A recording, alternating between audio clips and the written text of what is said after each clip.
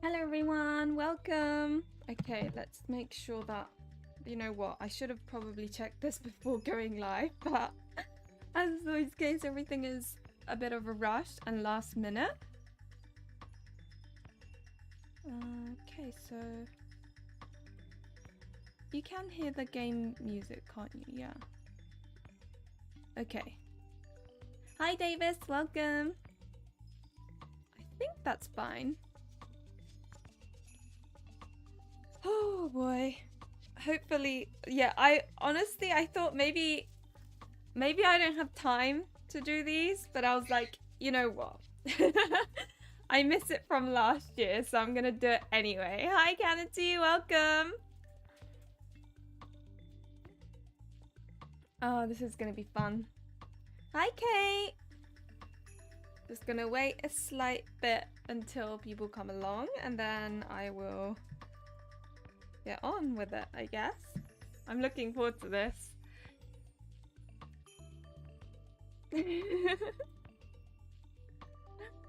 Yeah, it says it's the I think this one's about like forest friends turning into love interests or something. Hi Dalthea. But I don't know. I'm really interested in this dark-haired guy. I think he's supposed to be an owl that's turned into a human or something. I'm very interested in him.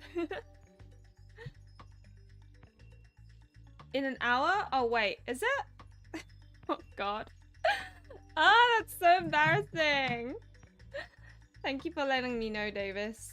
Let me double check. So what is right now in CST?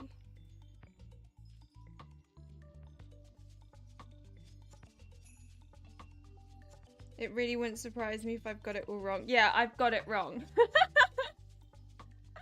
Okay, I'll need to correct that to 1. Oops. Thank you for letting me know. Oh yeah, so you like beards. The one thing he's missing is an eye patch.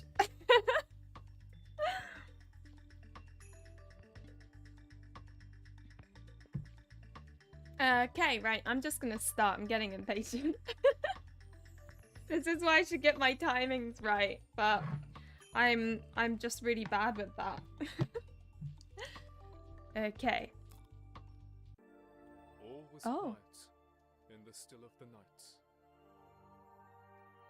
Wait, it's got voice acting? The nuts had awoken and gave the squirrel a fright. Oh. The woodland inhabitants gained power to change form. From non-sentient to sentient. Is this the new norm? How curious, said the government. Let's observe this some more. A dating show would be full of interactions galore. Oh yeah, this is about a dating show that the main character has to enter with these people, beings. You receive your summons. Back to the forest you go. Yes, welcome Asia, our indie queen. Pray, what awaits you there? It's difficult to know. Friendship, perhaps? Love, maybe? The truth, if you seek it. God willing, all 3. Go forth, dear hazelnuts. The suitors await you. Dear hazelnut, that sounds so cute. Be strong. Be yourself. You will know what to do. Hey, who are you going to pick? Yeah, who am I gonna pick? Oh, the owl? Heyo, just let me think. Oh, the main character's voice as well. This is exciting. You're thinking. I'm blinking. Suitors linking. I mean, I don't know how I feel. Okay, if the owl always talks like this, then we may need to talk about it. Because I won't understand what he's trying to say sometimes. They're pinking. Ah. Stop. The suitors I want to meet. Looks like I'm in for a treat. If she suddenly stops being voiced, am I gonna have to put on this accent? Because I don't think I can. God, I hope it's entirely voiced. Captain of my ship, shall you and I go on a trip? I'm Peter. I'm a little bit nervous, but I know how I may be of service. Hey, you want to meet some more?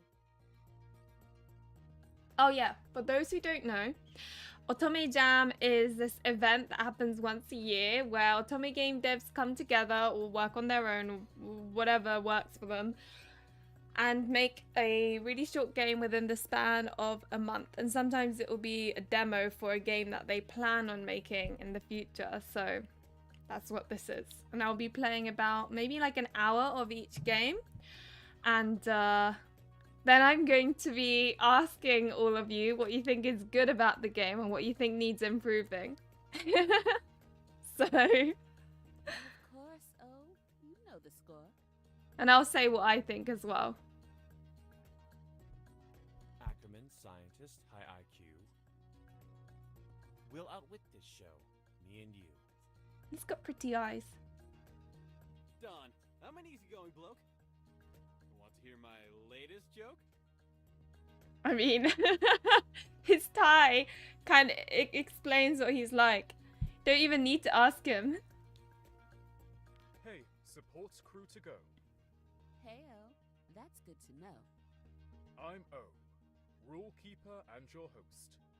Break the rules, then you're toast.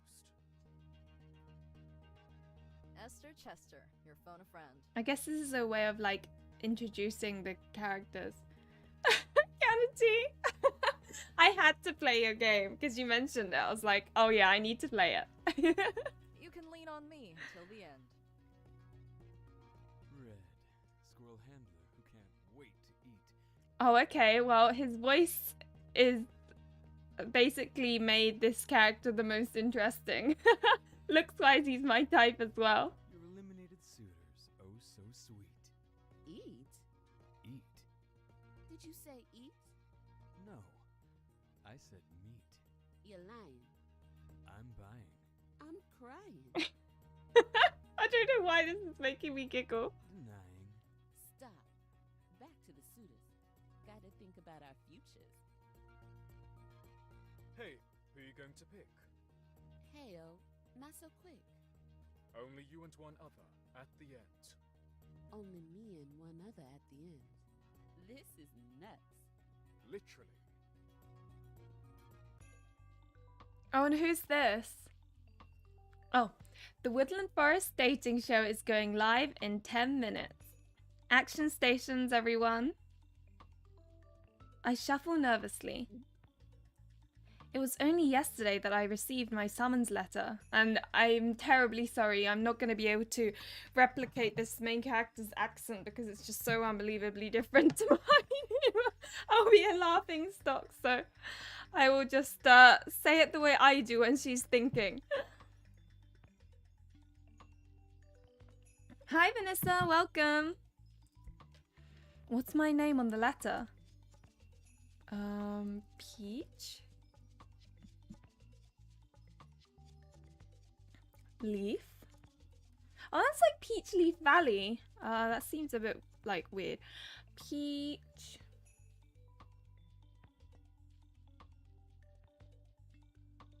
Fuzz? I'm joking. No, Peach Pink. I'm called Peach Pink, correct? Yes. I am she, her. Ooh, okay, so you get to pick pronouns. That's very good.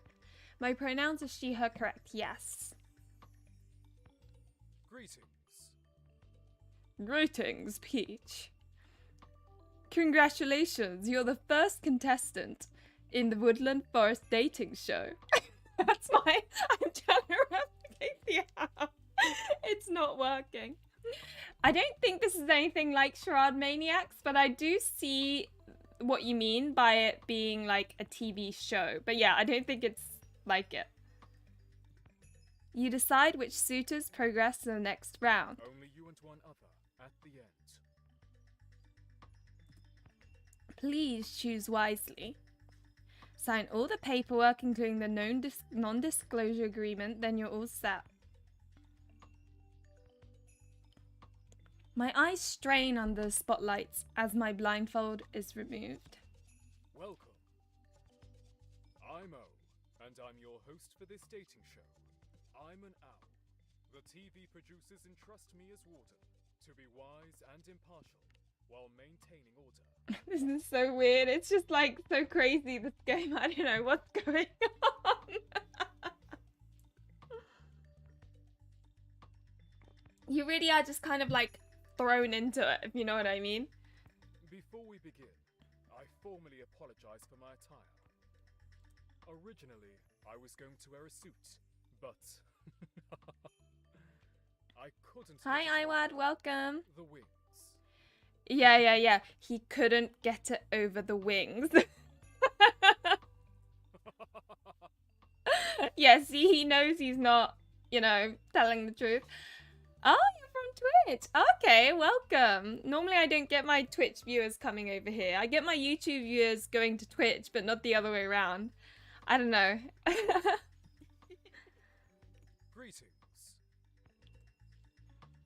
As a esteemed contestant, I invite you to introduce yourself. A warm welcome to you. Why, thank you. And audience, I assure you, this show will be nuts. I really don't.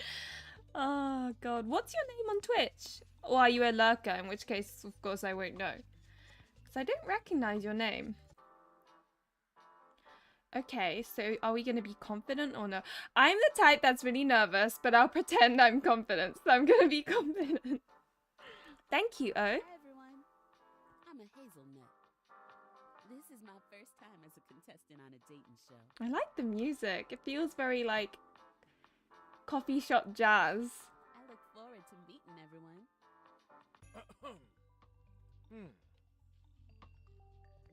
We'll introduce everyone now. Starting with our 4 suitors and the support crew. Oh. So, who does everyone like most out of these 4? I think the scientist guy, although I think his personality would drive me, like, crazy. I'm sorry, but I really can't stand people who think they're really smart. There's just something about it really bothers me. I don't know. He looks a bit like... I know you shouldn't judge a book by its cover, but this guy seems very like he'd get friend zoned. He gives off like Dark Horse vibes. I don't know. I really don't know. I think in terms of voice, his was the one that I kind of liked most, but who can someone decide for me? Because so I can't choose. If Mr. Owl was here, then it would have been immediate Mr. Owl. If the Red Fox guy was here, it would have been the immediate Red Fox guy, but unfortunately they're not options, so...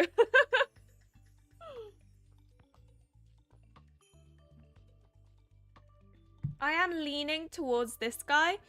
It's just he's so hairy. I know I shouldn't judge. I really shouldn't. But... oh my god, I don't know.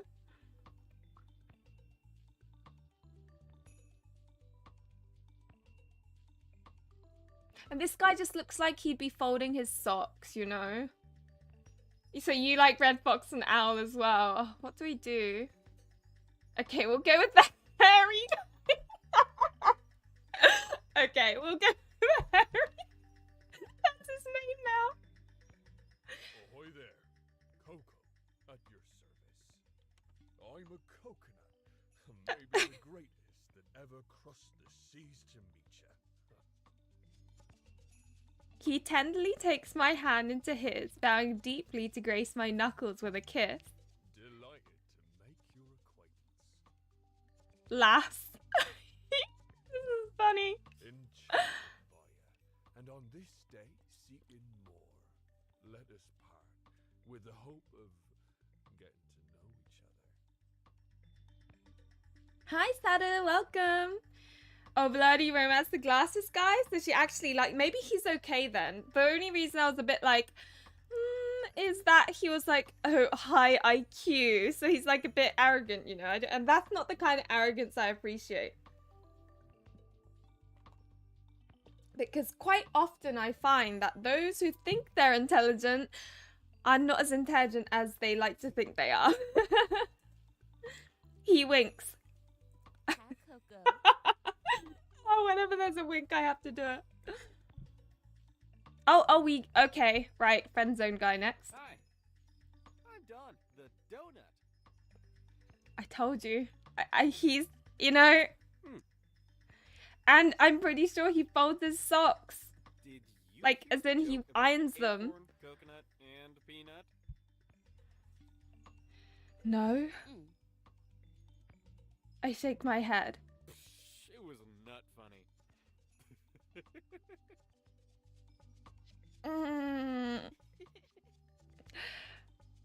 Oh, he's cute. I mean, I guess, maybe. We'll give him a chance another time. He winks at me. I'm not winking for him. Now that's a classic. My shoulder threatens to pop from its socket as he grabs my hand with both of his and shakes. See, he's a tryhard. Sorry. If any of you like this guy, I don't, like, you know, I'm just roasting him because it's funny. Because I'm sure there are some of you out there who actually likes this guy. Hi, Shelly. Yes, our other indie queen. Oh, Whoa. An honor. Hi, Don. hi, Don. I love it. I love the accent. Ackerman, acorn, and scientist. He shakes my hand stiffly, adjusting his glasses. I'm pleased to make your acquaintance. Hi, Ackerman. That was very brief. I appreciate that. No funny nonsense. Hi, I'm Peter. I'm a peanut. He's a peanut. This is funny. That's the motive I need to do my chores and listen. He gulps and avoids my eyes. Okay, so he's shy. Bless him. Peter. So, I'm nervous too. Oh, thank God. I thought I was the only one. We both eye the exit sign. Always good to have an exit strategy, am I right? He whispers. Do you, Do you think I can leave now? whoa. Not yet, Peter. Give me a chance first, okay? He nods. I gasp as his hand shakes with nerves. I squeeze his hand assuredly. Can we not go with the owl? I mean, I think a lot of people would love the owl. Thank you, suitors. Any final words? No. No good. I like imitating his voice, it's funny. Here's the support crew next. The support crew look pretty too. Oh, we have to say hi to them, okay. I'm Esther, and I'm a chestnut. Hi, Esther. I wave to my best friend with excitement. She smiles at me fondly. Oh, the besties, that's so cute. Hey, Hey, Peach. what's up? I'm here to lend an ear as a phone a friend. When she redirects her attention to everyone else, she scowls. If any of you hurt my best friend, then my fist will meet your face. Oh, she's so cool. She's so cool.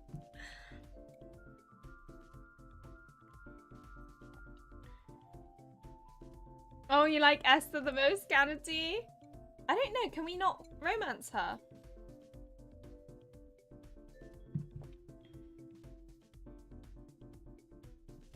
So next week I'm going to be playing Love Spell, and then the week after that I'll play another 3. I'll play the 3 that the devs contacted me to sort of, you know, showcase their... Well, they initially contacted me to, like, I guess show that, like, do a let's play or like do a review or whatever, but I didn't think I'd get around to it this year, so I was like, oh, I'm happy to promote it, but I didn't think I can, and they were like, oh yeah, that's fair. So I'll do theirs first, because obviously they reached out to me, and then I will maybe continue to do more. I'll see how I'm feeling. But feel free to give me like recommendations in the server because I'd like to see anyway. Hi Hika, welcome. Oh, you like her and hairy guy. You hear what I'm saying? She takes a fighting stance, double jabs with her left, then uppercut from her right. Man, you're so cool. She draws an oval shape in the air with her index finger. I'm watching all of you, so no funny business. Good best friend. She cracks her knuckles, then her neck. She stares everyone down menacingly.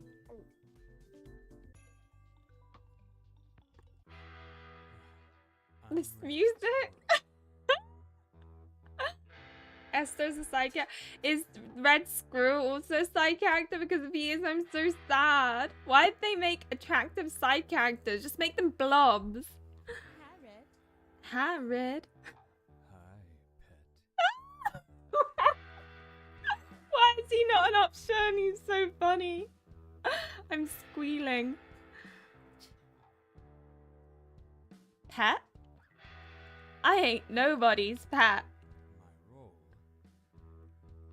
He's a bit cringe though, I'm not gonna lie. If someone like this appeared in real life, I'd be like, okay, someone's still got a case of middle school syndrome.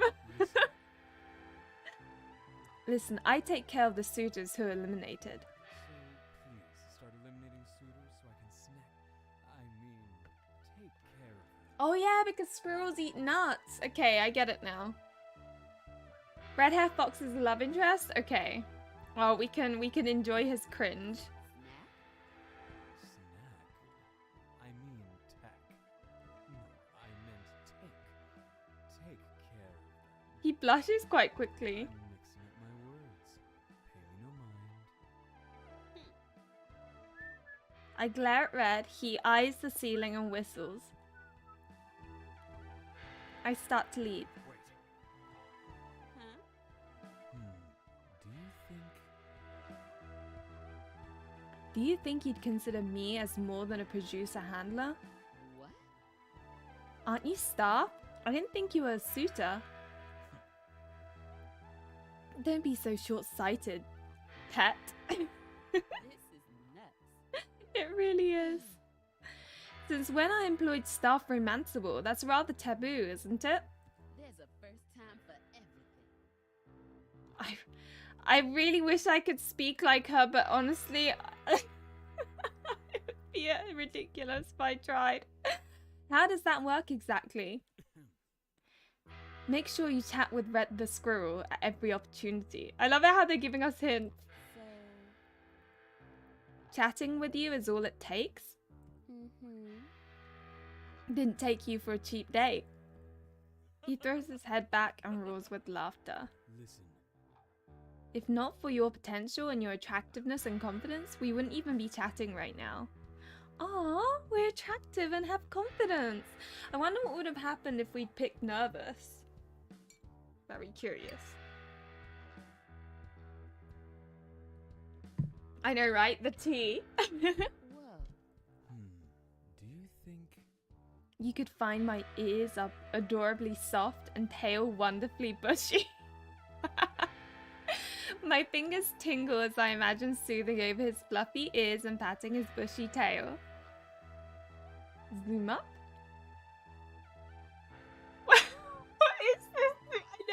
I know it's supposed to be that we're looking at the tail, but the zoom in looked like it's supposed to be a crotch shot. That's funny. I know it's not meant to be like that, but oh, I don't know why I'm in such a good mood today. I'm looking forward to showing you all of me. Oh, Oh, ma. Well, thanks for dropping all the hints, Red.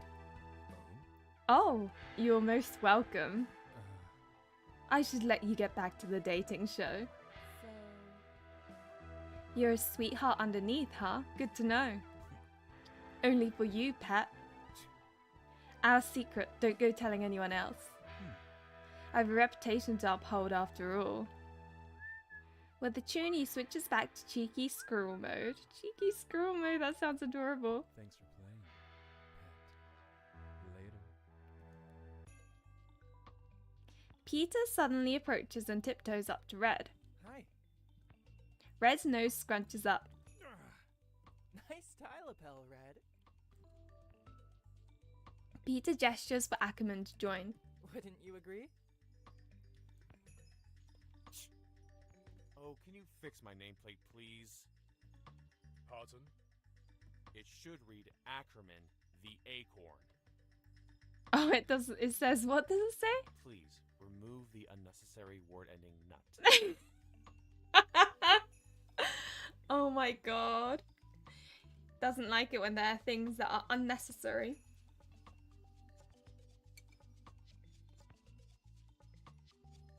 O bows gracefully, but I catch his smirk. O looks pointedly at the TV producers who wave him on. Ackerman, consider it done. Ah. Thank you. Back to you, Peter. Peter points to Red's tie. Oh? Excuse me? Is there a reason you're wearing me on your tie, Red? Is that an acorn on his tie? Is that why he's talking about it? Allergy. Allergy? Go away, you nut jobs. Peter holds out his hand to Ackerman, who drops a bunch of acorns in his outstretched palm. Peter pockets them in his trouser pockets. Excuse me. Red takes one look at the acorns and distances himself. Do you think?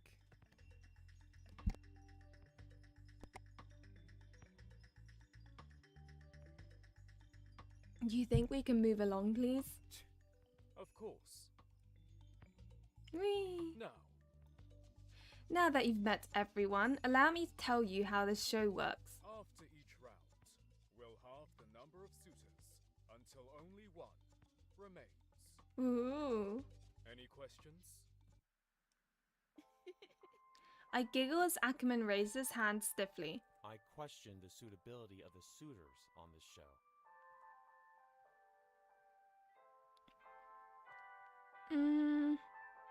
I guess we'll listen to it. Oh, I mean, that's a nice thing to do, right?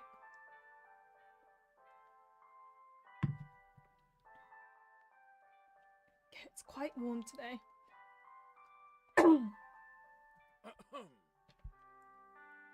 Peach, as Ackerman's got questions, we'll clarify them before the show begins.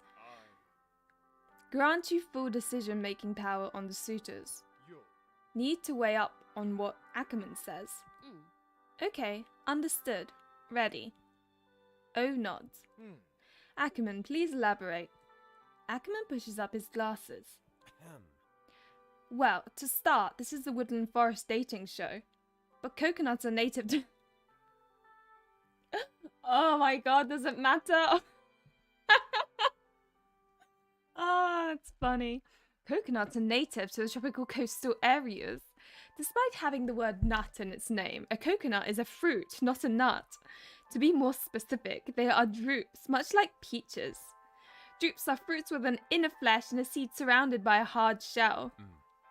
Ergo, cocoa doesn't even meet the bare minimum requirements for this show. Coco stares blankly at Ackerman until a roar of laughter escapes. Oh, bless Ackerman. He's just too uptight, isn't he? He needs to take a chill pill and enjoy life. Oh, excuse my nose. He slaps his thigh, unable to contain himself. How messy. Looks like he was hoping Coco would be scared. Well, that backfired. Ackerman clears his throat, looking away from Coco with displeasure. Thank you, Ackerman. He holds up his hand, adjusting his glasses once more. There's more. Oh, Please continue. In the same branch... Okay. Donuts are made from flour, sugar, yeast, eggs, and oil. Don lifts his jacket to smell himself, as if to validate Ackerman's ingredients. Oh, I get why his tie's so, like, pink and sparkly. It's because he's a donut. Okay, I get it now. Wow, that took me way too long. He nods enthusiastically and gives the audience a thumbs up. They whoop, cheer, and applaud him. As I was saying, such ingredients are typically sourced from the farm or plantation habitat. It begs to mention that at least cocoa hangs from a tree, whereas Don doesn't at all.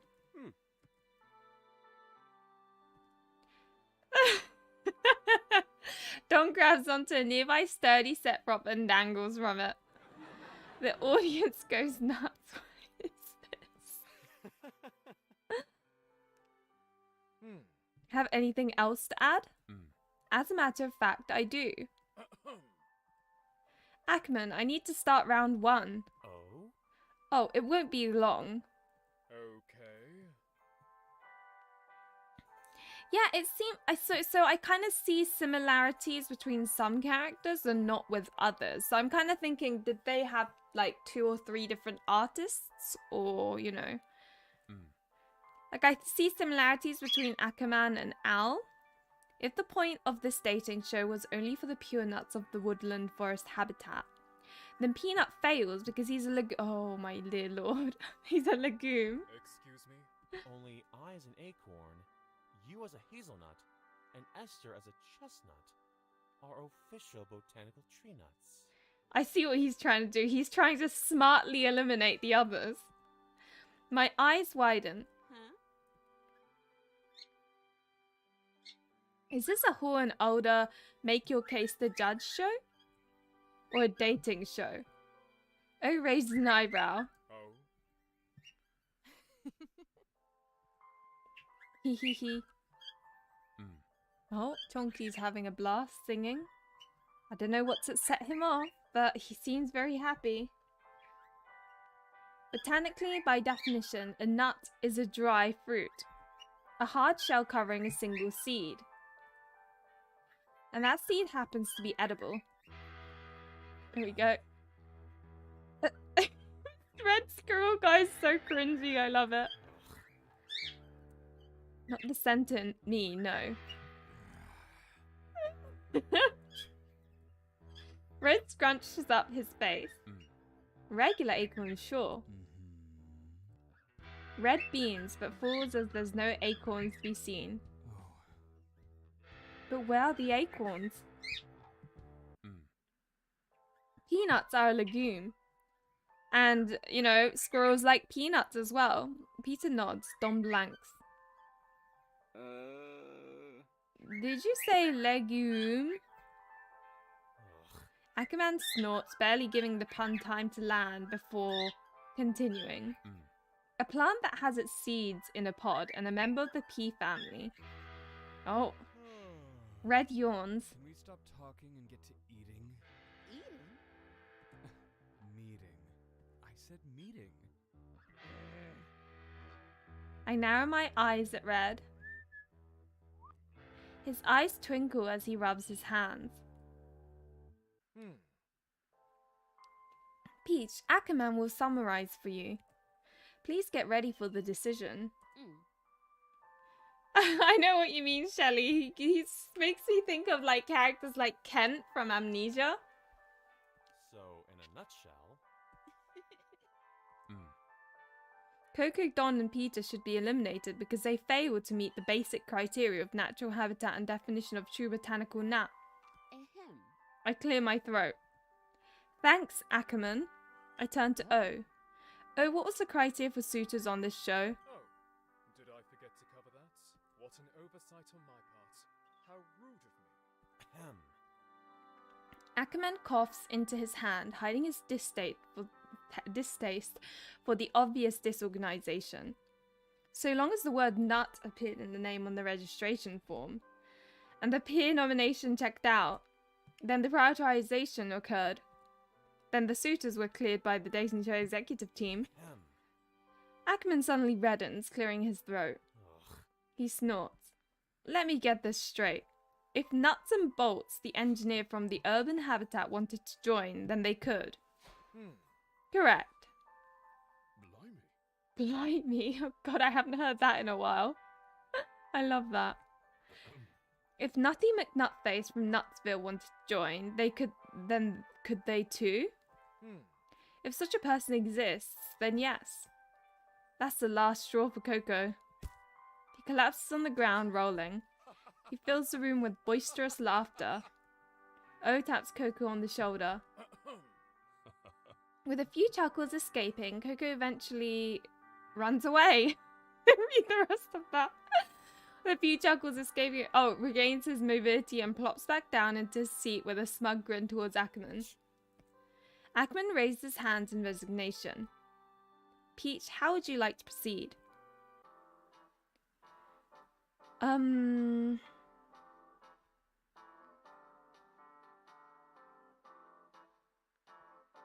Reject Ackerman. Is Esther the girl? I don't know. Oh, my hair's caught. I don't want to reject Ackerman. I feel bad for that. Ackerman only already. I want to like see them all, so maybe I'll keep all suitors. Hi, Ackerman. First of all, thank you. I hadn't even considered the basic qualifying criteria for the show. You make a sound case and I appreciate it. Oh? Ackerman dips his chin in acknowledgement, though a surprised smile softens his stiff exterior. A light twinge of red makes its way across as I turn towards Al. Is it possible to go back? Because I now kind of want to... I want to see what happens if you just pick Ackerman only. That would be funny if it's like, okay, that's it. You're with Ackerman. Oof, my nose is being so annoying.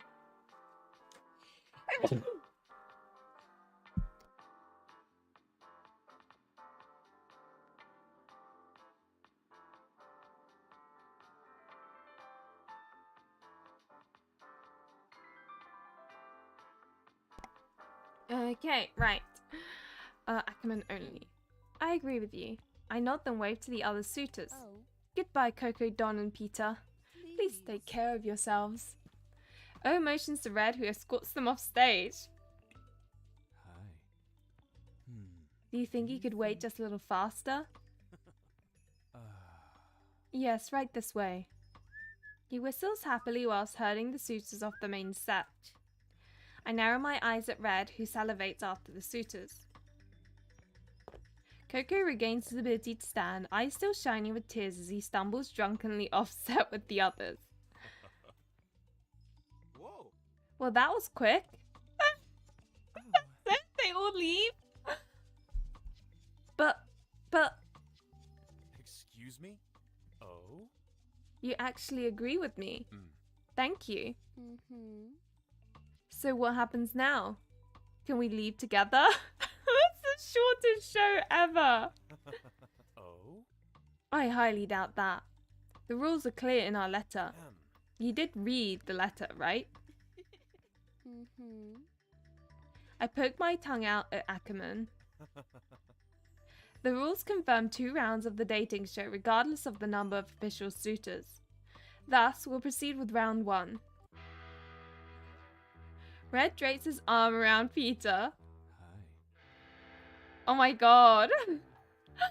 Wouldn't it be cute if they were like a thing? Hi. Peter produces a handful of acorns and starts inhaling the oaky goodness. What? He scrunches up his nose as he removes his hand and starts wiping them on his trousers as if Peter has germs. Peter's eyes widen in recognition. Oh. Such muscular What is going on? Is this like a little BL snippet we get? Such muscular forearms, Red. Do you work out? Red flinches as Peter jabs his arm with the tip of an acorn.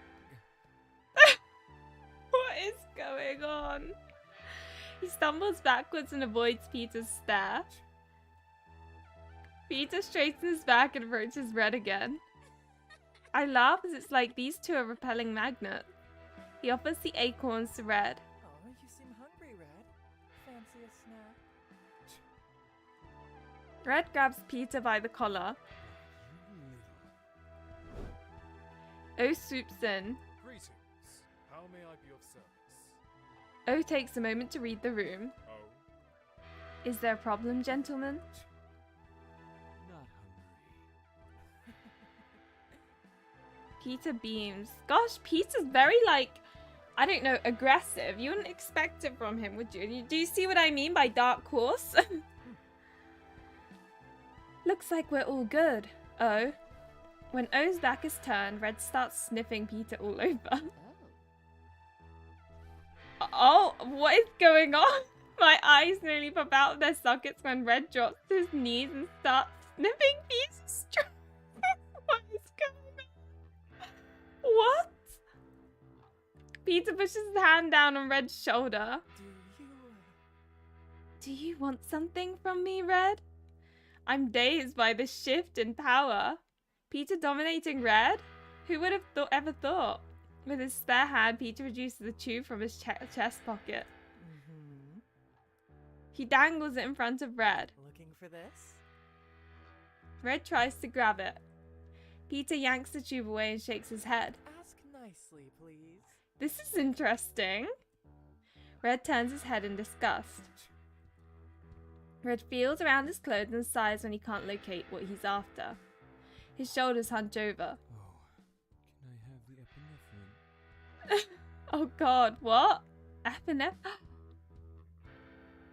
I'm so confused as well, like, it's just... Peter holds up his hand to his ear. Oh, I'm sorry, Red. Could you speak up? Red growls, kneels properly and clasps his hands together. You way too organized to of a peanut. May I please have the epinephrine? Red winces as Peter squeezes his shoulder tighter. Peter smiles. Once more, with feeling. Peter, I've lost mine, so may I please have one of your epinephrines? Do you think I could have an epinephrine, please? Well, let's see. Of course you can. Now, Red, was that really so hard being polite and courteous for a change? Peter waves the adrenaline tube.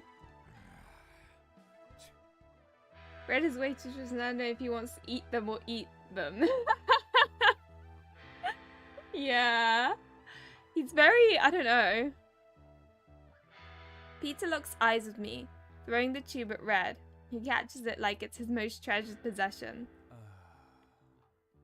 That's made me very curious about Peanut. Red cradles the tube like a baby. Even if you're my enemy, I'll preserve all life. No one dies from nut allergies under my watch. What is this? Peter gives me a sad sort of smile as he departs the set. He truly is a paramedic hero.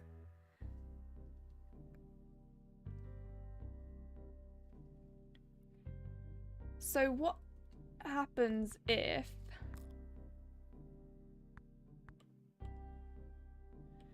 I were to go for people suitors?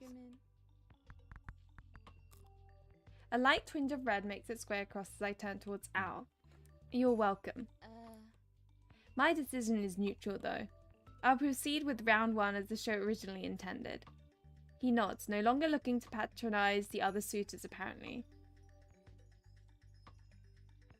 Right? I knew there was something sus about Peter. Been playing way too many Otome games. As for Red, I guess he is allergic to nuts, which is hilarious because he's a squirrel. He's supposed to eat them. I understand, but thanks for hearing me out. Greetings. I'm pleased to open up round one. But before we do, a quick word from Don. Oh my god, it's almost been like It's already been like 40 minutes. Jeez, this went by really quickly.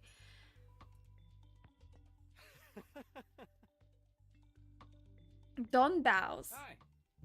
Hi, everyone. I'll kick off each round with a joke. I don't know why.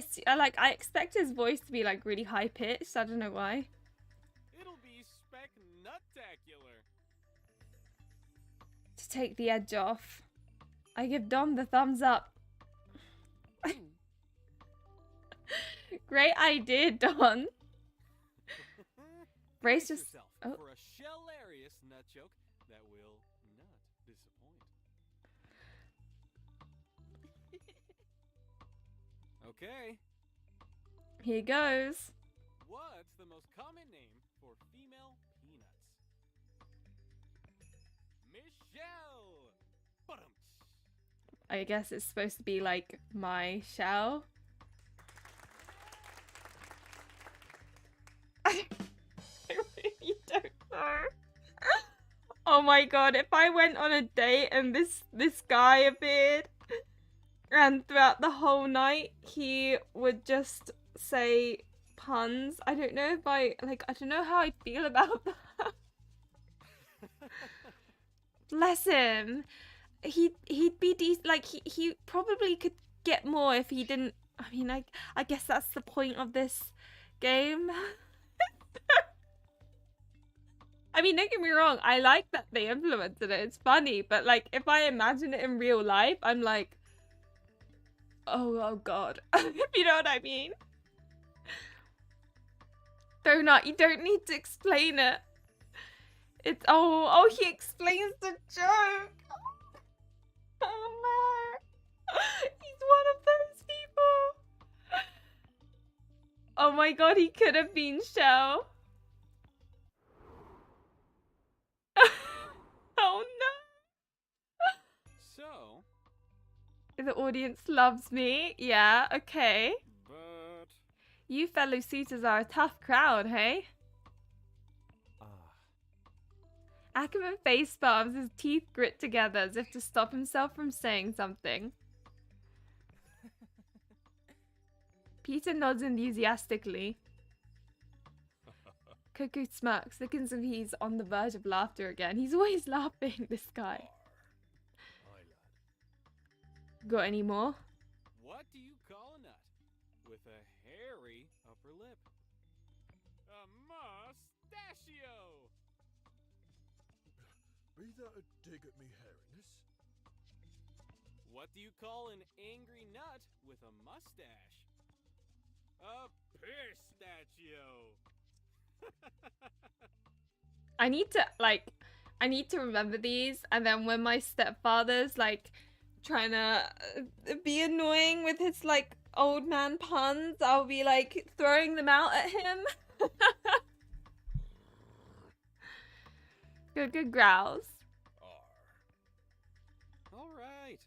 No need to feel insulted. Oh, Well, I guess that joke didn't pan out.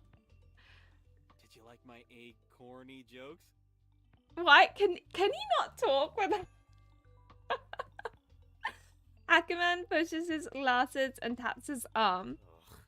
Let's not drag this on longer than it has to be. Peter blushes as he shrugs. I liked it. Oh, bless him! Thanks for breaking the ice, Don. Looking forward to more of your jokes. Don't egg him on, Peach. Don't enable him. Don rubs the back of his head. You'll have to vote for me to hear more jokes. Coco whistles between his teeth, nudging the suitor next to him with a cheeky grin. Oh, is that allowed?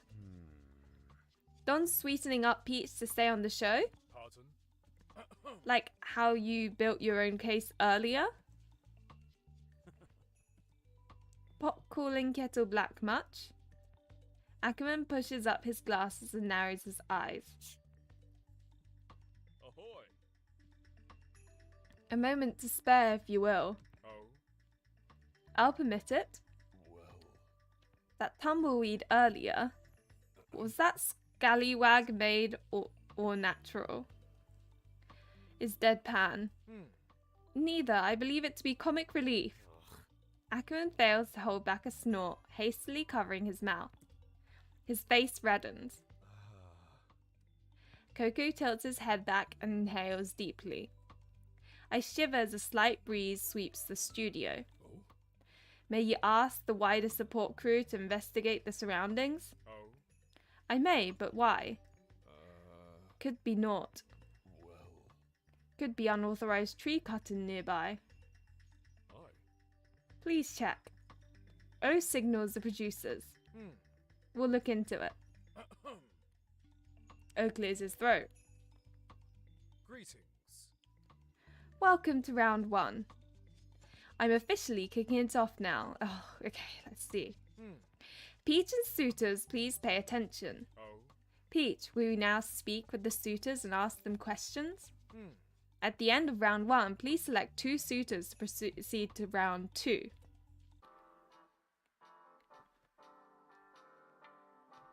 Okay, let's go from top to bottom.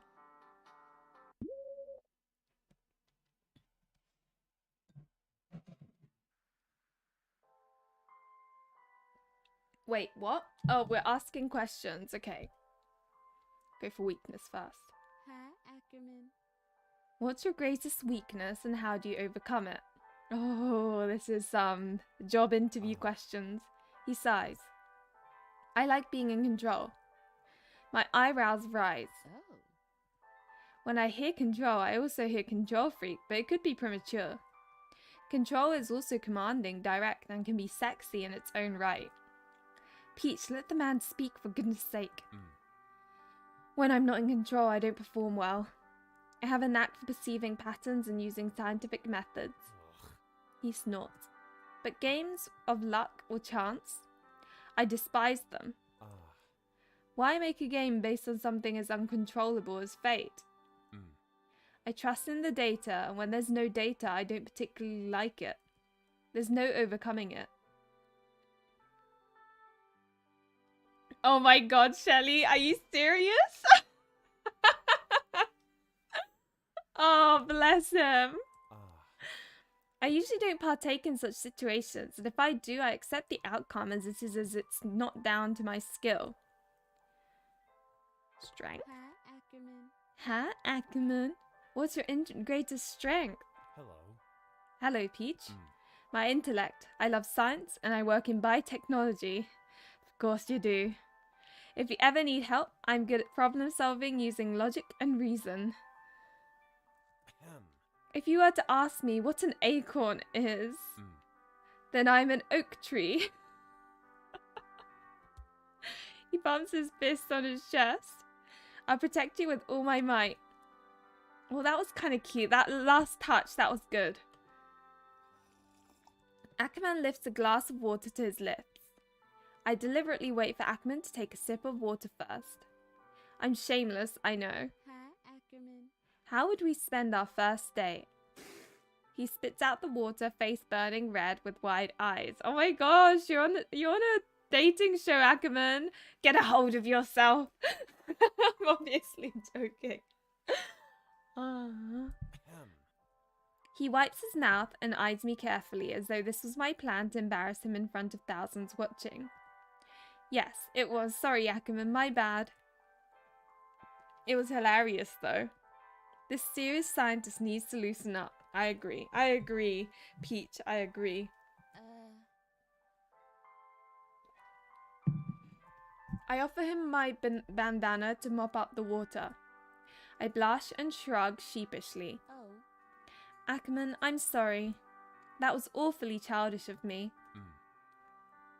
He tilts his head as if to assess me telling the truth. At first, his eyes are weary. He coughs into his hand. When he looks up, there's a twinkle in his eyes. No, I applaud you. Huh? If this were a story... Oh. If this... was perfect timing. Well done. For some reason, I can't really... Is there a...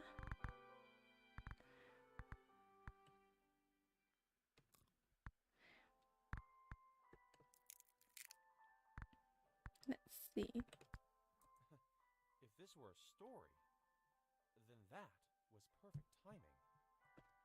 It's quite low volume, isn't it, that voice line? He chuckles.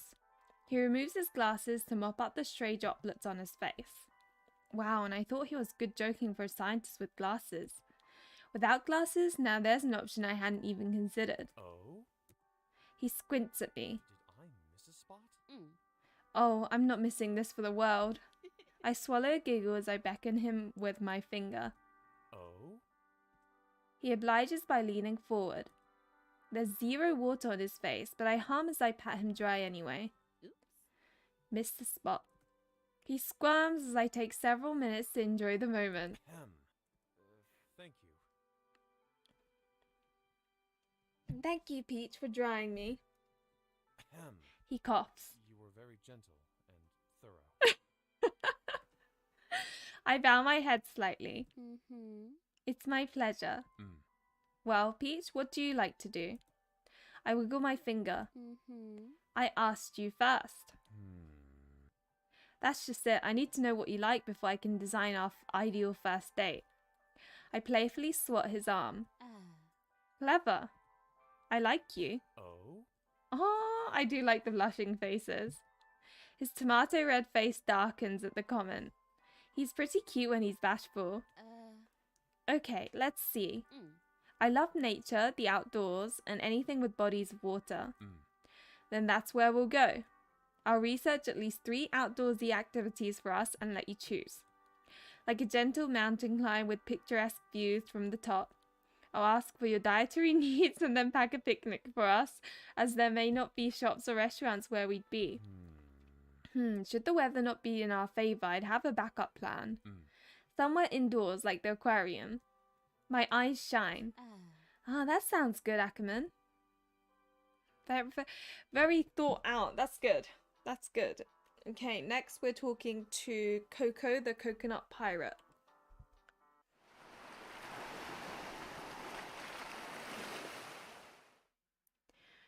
Weakness first. Hi, Coco. What's your greatest weakness and how do you overcome it? He wiggles his eyebrows at me, winking as he shifts foot to foot. He chuckles. I snort as his eyebrows are like caterpillars dancing. Land. Being on dry land like now makes me navigating skills weak. This dating show be cramping me style. No offense to you, lass. Aye, lass. You're the shining light in this sausage fest. Sausage fest. Strength. Hi, Coco. What's your greatest strength? Ahoy! Well, Let's see. lass. This is a good question, lass. Aye, lass. That'd be me that'd be me navigation. I'd be a ghastly sea captain without it. I'm in tune with all the things to do with the sea. He lifts his nose, taking a deep breath with his shoulders easing back. His eyes close as if suddenly transported to the ocean. Aye. I can smell a storm or when the winds are changing. He cocks his head, cupping his ears if listening to something from far away. I listen to the seagulls. He taps near his eye. Then to his forehead with a grin, his eyes dance. Ha ha ha. I don't think I'll ever forget that. Whenever I see this game, like the title of it, I'm just gonna think of ha ha ha. I observe the fish, dolphins, sharks, all type of sea creatures, and I interpret what they share with me. He opens the palms of his hands towards me. I am one with Miss Ship and crew. Well, Miss Ship a fine specimen called Beauty. though nae as beautiful as ye be, the proud bonny. First date. Hi, Coco. How'd we spend our first date? Aye. Tell me, lass. Do you by any chance hear the call of the water? Mm. I love nature, especially the water. Any naturally occurring body of water, pond, river, ocean, I love it. Ha ha ha. Then you're in luck. I know the best watering holes. Well, Fancy a quiet, relaxing date? aye. Then I'll show you the oasis. Arr. Wants to see something brand new? Aye. I'll show you marine creatures with bioluminescence. Ooh. I want to see bioluminescent plankton. Oh, that's like my dream day. Kind of. Oh. Biolumi what now? Tilting his head, he chuckles, tilting his head towards me. My face is hot to the touch. Well, Certain creatures light up as a defense mechanism, and let me use this other side. Maybe that's more the voice side. aye. Visually, it's a marvel, much like ye, lass. Let me see if. Well, Oh. aye. Aye.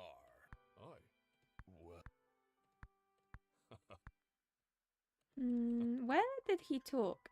well. Aye. Aye. Oh. Well, Oh well. Certain creatures light up as a defense mechanism. aye. Visually, it's a marvel, much like ye, lass. I gasp and blush as he winks at me.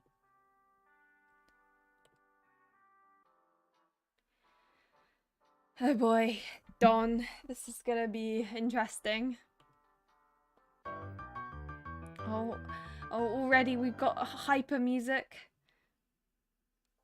Was this guy always here? This guy with the menu? Weakness first.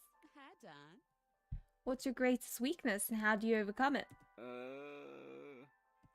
He stalls. He blinks. Oh? I'm sorry, what was the question? I furrow my brow. What's he playing at? I shrug.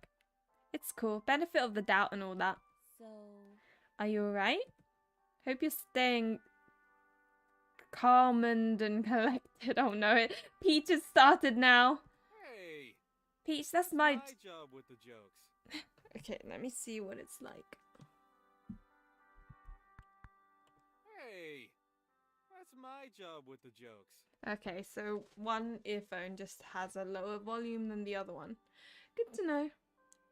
Mm-hmm. But not bad, I'll be taking that. Mm. Okay, I do need to know more about you. Don, what's your greatest weakness and how do you overcome it? I nod. Oh. I'm a pushover in group situations. Like I'd go with the flow and bend to peer pressure rather than stick out individually. So long as I do something selfish during the day, I'm okay. Strength? Hi, Don. Hi. What's your greatest strength? My sense of humor? What do you call a nut stuck to a wall? A walnut? Don points his finger to the ceiling. He puffs his chest out. I've got a heart of gold and I'd love to make you smile with my corny jokes. Mm-hmm. What more could you want? He glances shyly at me. First date? Hi, Don. How would we spend our first date? Oh? He blushes.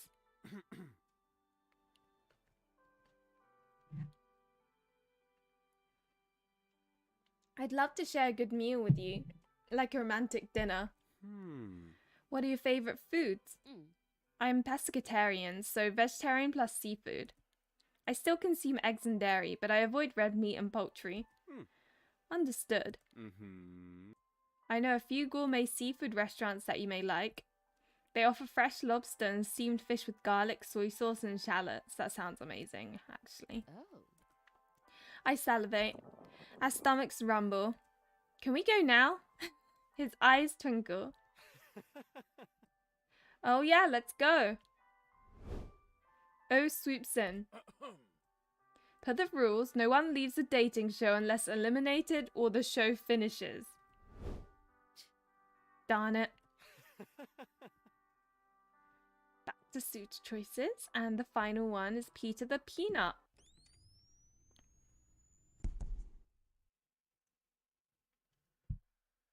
Oh, the chef is no longer here. Was it a different thing per character, I wonder? I don't know. Hi, Peter. What's your greatest weakness and how do you overcome it? Uh, The color drains from his face. oh. Me and my guilt? Huh? He turns away. Oh. Did you just say that you are your own weakness? What do you mean by that? And what are you guilty of? Oh. I'm sorry, Peter. I don't understand. Oh. His eyes water. He blinks hard and nods to himself. My mere existence is a threat to humans. If If someone with a peanut allergy ingests me, they could die. Oh, bless him. My face falls. Oh. Oh my goodness, Peter. I don't know what to say. His eye starts to shine. But I always carry solutions on me. Oh. How so? He reaches into his pockets and displays 4 colored tubes. Epinephrine auto-injectors. A popular brand is EpiPen. I've heard of this. I snap my fingers. So. Adrenaline, right? He whistles appreciatively. Spot on. Improves breathing. Stimulates the heart. Raises drop blood pressure. And reduces swelling of the face, lips, and throat. My turn to whistle. Whoa. These babies are strong enough to counter me. So. Wait. Let me get this straight. Oh. If someone were to accidentally eat peanuts, then show symptoms of anaphylactic shock, you'd use an adrenaline tube and save them? Yes, indeed. Oh. My eyes widen in astonishment. Wow, you're a paramedic superhero. Have you heard this saying? A problem well defined is a problem half solved. Mm-hmm. Yeah? Well, I'm the problem, and I 100% solve it myself. With my ample supply of adrenaline tubes. My eyes shine. Whoa. You're so cool. Strength. Hi, Peter. What's your greatest strength? Hi. Analysis and action. I can assess the environment, focus on my patient, and get them to the hospital alive, all within a few seconds. He doesn't miss a beat. First date. My favorite Peter. question. How would we spend our first date? He chews on his knuckle.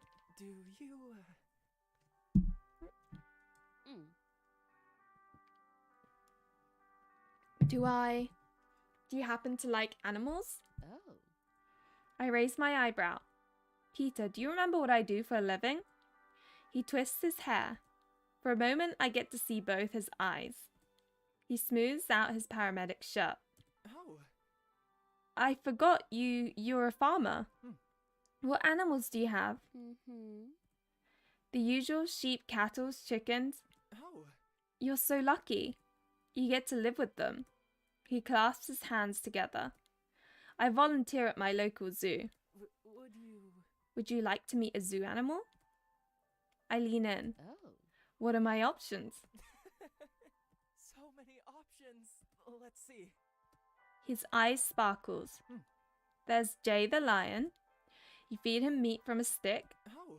There's also Geraldine the giraffe. She loves vegetables, so you'll feed her fresh leaves and lettuce. And Zhang the panda.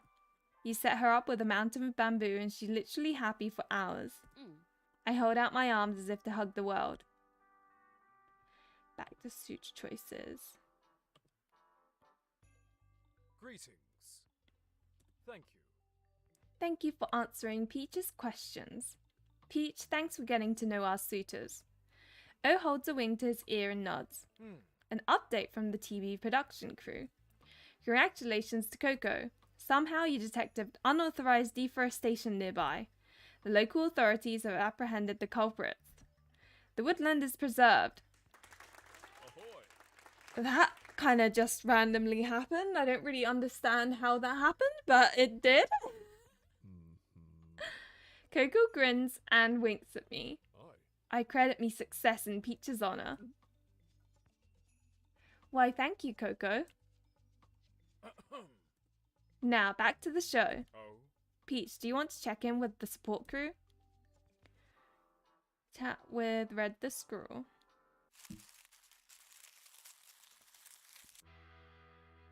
Red's ears twitch and his tail swishes on my approach. Okay, got something different here. Hi. You've come to the right place, pet. I'm not your pet.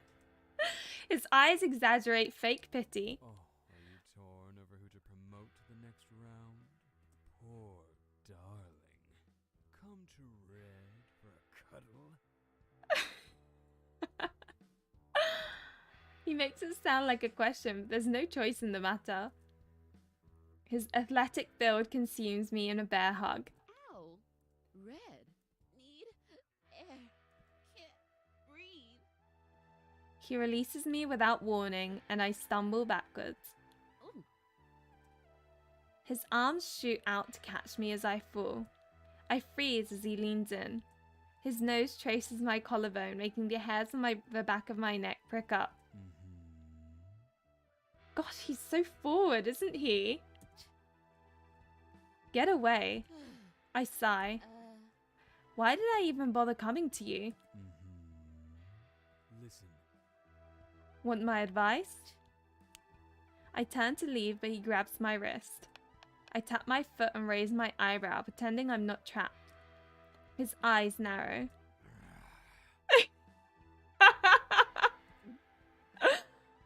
My foot stops for the sake of self-preservation. If you want something, just ask, pet. Fine. What's your advice, Red? Eliminate them all. Huh? No problem. I'll take care of them for you. Oh, did he speak there? And I just like... Oh, no problem. Okay. Walk out with me at the end. I click my tongue and turn away. That's your advice?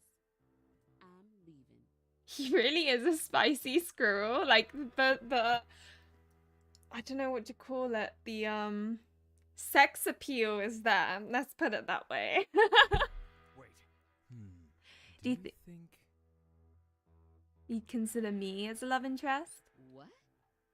Me consider the cheekiest red squirrel in the entire world in a romantic way? Sure, why not? Wait until you see what's under my shirt. I work. Oh my god. Does he do this with every girl he sees? My eyes scan his sculpted physique.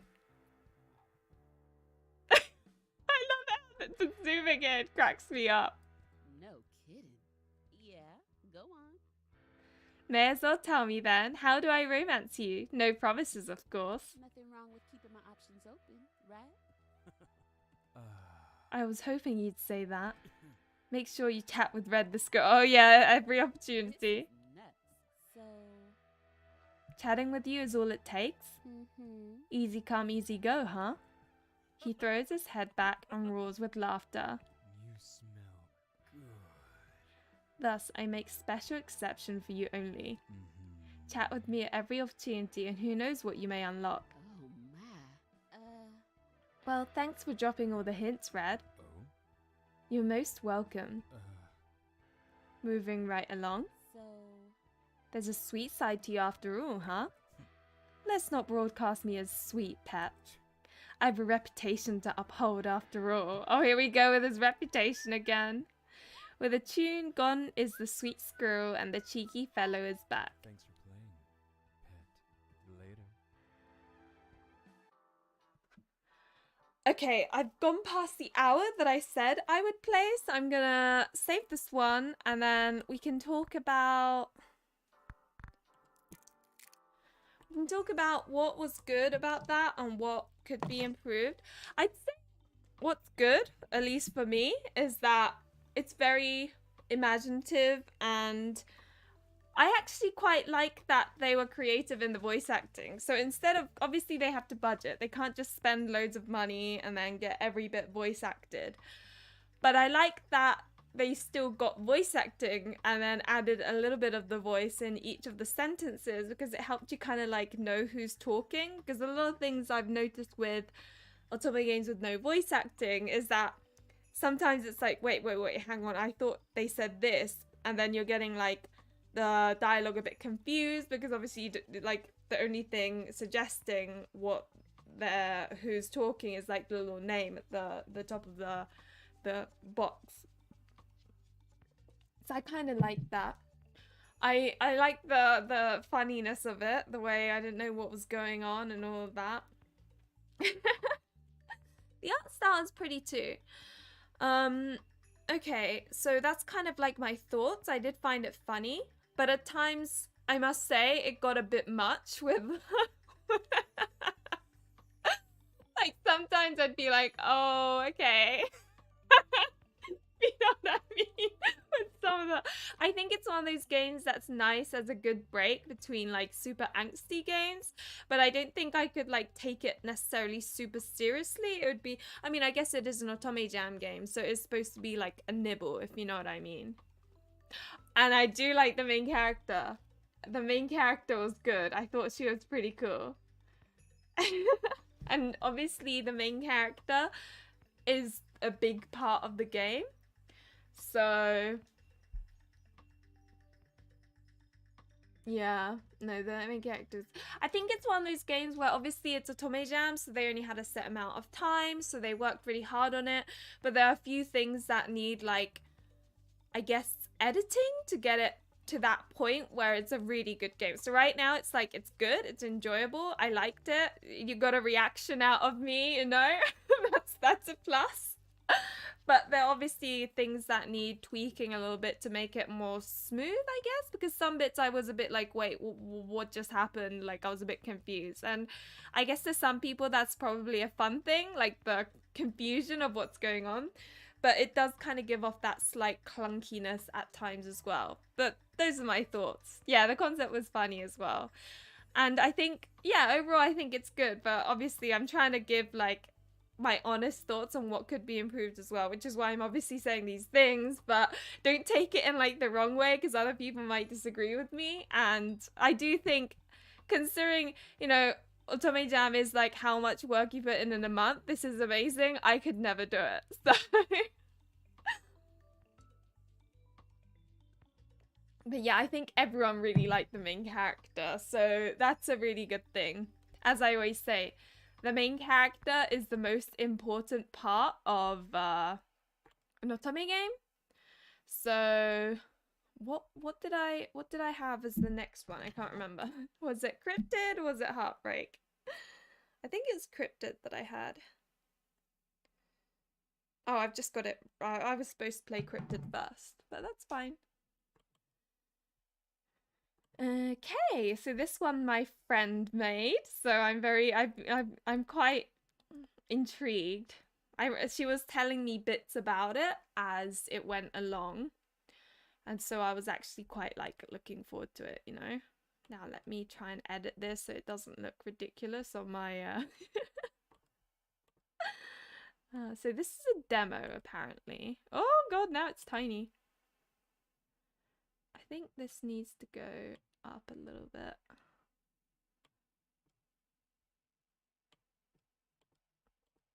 Take a little while to like fiddle around with it. Ooh. A bit more. Oh god, what have I done? Nope.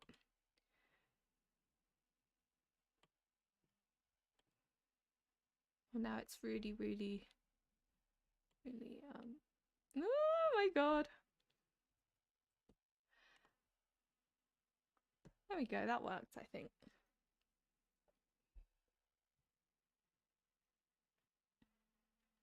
Okay, so you've been curious about it, but you haven't played it again. Well, hopefully I convince you to play it. Remember, guys, I'm trying to do this so that more people play the otome games, you know, these otomejam titles, because I think it does kind of, I think if more people play the game, the more obviously indie devs are going to be like enthusiastic and motivated to play the game. There's nothing more demotivating than putting all your heart and sweat and everything into this and then no one plays it. Like that's so demotivating. And sometimes that happens and it's not even because the game is bad or anything like that. It just simply is that people didn't notice it. Like I've seen some Kickstarter campaigns that didn't go so great because they didn't market it well enough, you know? So but there is nothing more demotivating than making something and for no one to play it. So that's why I thought this is quite important as well. Okay, right. Cryptid campaign manager. Now, admittedly, I had to look up what a cryptid is before I knew what was going on. So now I don't know what, I can't remember what the concept of this game was, but we shall see. I'll go with devote. With a final satisfying tear, I flattened the last of my moving boxes. Oh, tear, sorry. With a final oh, wait, hang on. What am I doing? Sorry, I thought it was spacebar. Hands on my hips, I proudly take in my humble abode. Though it's been 3 weeks since I moved in, it's nice to finally get all the unpacking done. The clutter was driving me crazy. I know how that feels.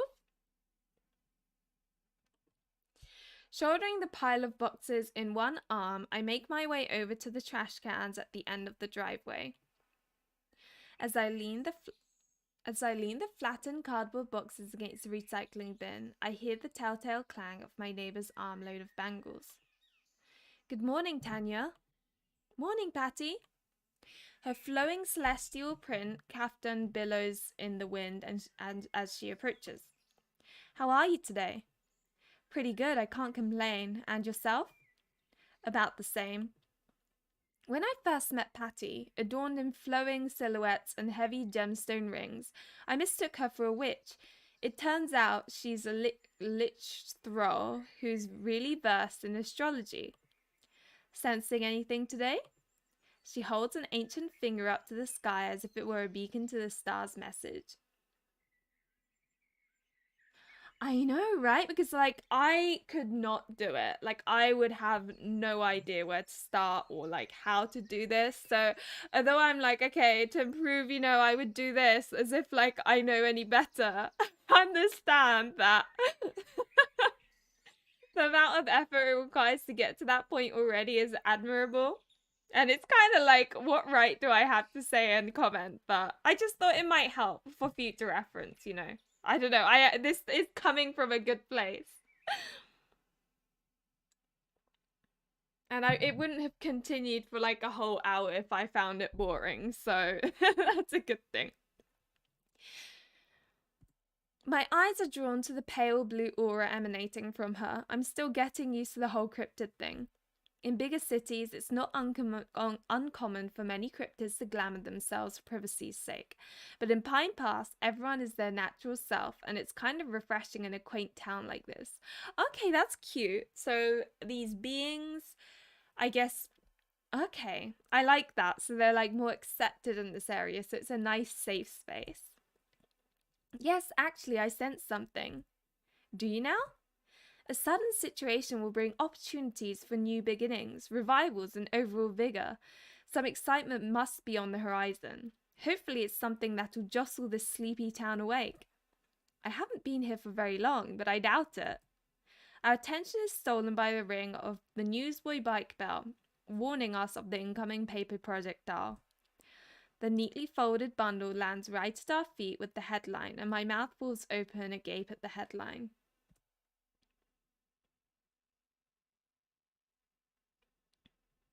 Yeah, that's true. That's the thing with like the 50-hour Otome games, it takes a lot to feel accomplished because you have to go through those 50 bloody hours. Whereas with indies, often, you know, because there'll be like 2 love interests as opposed to 6, it feels very accomplishing when because you can complete the game and feel satisfied with it. Because often after about 3 love interests, I do get a little bit bored. May announces sudden retirement. Town hall meeting to follow. I guess you're right after all, Patty. The stars never lie. It's already 10:07 a.m. We should head in and get ready if we're to make it over there. Oh, I don't know, Patty. I'm awfully busy today. Something tells me you're not going to want to miss this. Besides, the best way to get to know a place is through its faults and its people. Are town hall meetings that much of a to-do here? The row of bangles loaded onto her bony arm clang together as she moves a hand to her hips. You do know what kind of town you moved to, don't you? Touché. I'll see you over there. See you there, neighbour. We part, shuffling back into our respective homes, and I contemplate what I'll wear over there as the front door shuts behind me. I smother a yawn with the back of my fist as I shift in the uncomfortable metal folding chair for the umpteenth time. Ugh, why did I even come here? Patty's words echoed in my mind. The best way I get to know a place is through its faults and its people. I had to hand it to her. She wasn't lying about this being a to-do. The hall is packed with all manner of folk, from fairies to trolls, a pack of gnomes, lich, thralls, and every being in between. It kind of like this, the whole lots of fantasy creatures and stuff together kind of reminds me a little bit of, Coffee Talk. Because that's about like different races, like different monsters and different creatures all coming together and chatting. I haven't finished it, but it's a pretty fun game. So impressed each year with the entries and can never see them all, so I'm glad you're doing these ones. Well, that's the thing, it's so hard to go through them. And I really struggle with getting through games anyway, so like these little, I think these streams are fun to get like a little nibble of each one. But what really holds my attention is the, okay, so this is I suppose the love interest. Imposing figure next to Patty, giant off to my left, mass of dark curls. So the one that I'm most curious about is the one that looks really stern. So I think I'll go for the imposing figure. These are my guesses on. The giant is cute as well, though. He looks quite like he's got a good build, and I like the look of him. Massive Dark Curls is a female love interest, which is nice, especially if you're into girls. I'm not one to go for female routes typically, because that's not really my interest. I'll do it for the story, and usually I enjoy them. But if I were to go for one, it's probably this one. I always like it when there is one female love interest, because I know there are many people out there that would appreciate that. I just bought Coffee Talk recently after playing a demo. Started yesterday from the beginning. Oh, okay. I hope you enjoy it. I think I played halfway and then got distracted, as is always the case with games. Seated beside Patty, he wears a crisp navy suit with a long leg crossed over his lap. The platinum blonde hair cascading down his back softly outlines his sharp jawline and fierce aquiline nose. He balances his chin on a fist as he listens to the mayor's speech with clear disinterest. The same eerie blue aura Patty has limns his silhouette too, but it's even more pronounced against his ghostly pallor. You could easily mistake him for a statue if it wasn't for the almost imperceptible nods he gives Patty each time she whispers into his ear. Patty notices my lingering eyes first. I smile at the genial waves she sends me. The jingle of her bangles makes his eyes snap to me. A spark of interest flashes briefly across his face as he tries to puzzle out who I am. Patty seems to read his mind, leaning over to fill him in. He kind of looks a bit like a Targaryen from Game of Thrones. Oh, God. Do I nod or stare back? Maybe nod. I lower my eyes and tip my head in a polite nod. Peeking at him through my lashes, I see that his eyes never leave mine. Maybe I should stare back then. Though his striking stare feels like it pierces straight through me, I hold steady. Seemingly amused by my little challenge, his lips stretch into a mocking grin. Okay, clearly that was the right option. Hi, Vince. Welcome. That little trick might wither most, but I won't back down. I level him with a haughty stare, tilting my chin up for extra effect. Two can play at this game. Oh, I like this. They're like facing off each other almost. It's great when I like that sort of dynamic. Okay, fair enough. Hopefully you enjoy the stream. A few more seconds pass before he's the first to yield. His mocking grin morphs into something more akin to impress, and he tilts his head in a nod as if to say touche. Satisfied, I turn my attention back to the mayor's speech, victory's smile still lingering on my face. And so it is with a heavy heart that I step down as mayor of Oh, Mayor reads, and so it is with heavy heart that I step down as mayor of our fair Pine Pass. I don't know why my voice went a bit different. I don't know. I just felt like that's how a mayor might sound. Compliant with Town Ordinance 257 Title 4, Subtitle B on Governance, a special mayoral race will be held expeditiously in an effort to make this transition period as smooth as possible. Any aspiring candidates should submit their petition to run by the end of the week. We have time for a few questions. I see you guys are making me hungry. He does, doesn't he? He's very different from the other love interests, which I also like the look of, so... The portly politician calmly looks into the crowd of reporters as dozens of questions erupt from them in unison. Mayor Reeds, is it true you're stepping down due to terminal illness? I understand there is confusion surrounding the urgency of my resignation, but I ask that you keep your questions focused on town issues instead of personal ones. Next question. Mr. Mayor, how should your successor address our dwindling population and struggling economy? Mayor Reeds, what will happen with the forest lot currently locked in a bidding war? Excellent questions for my successor.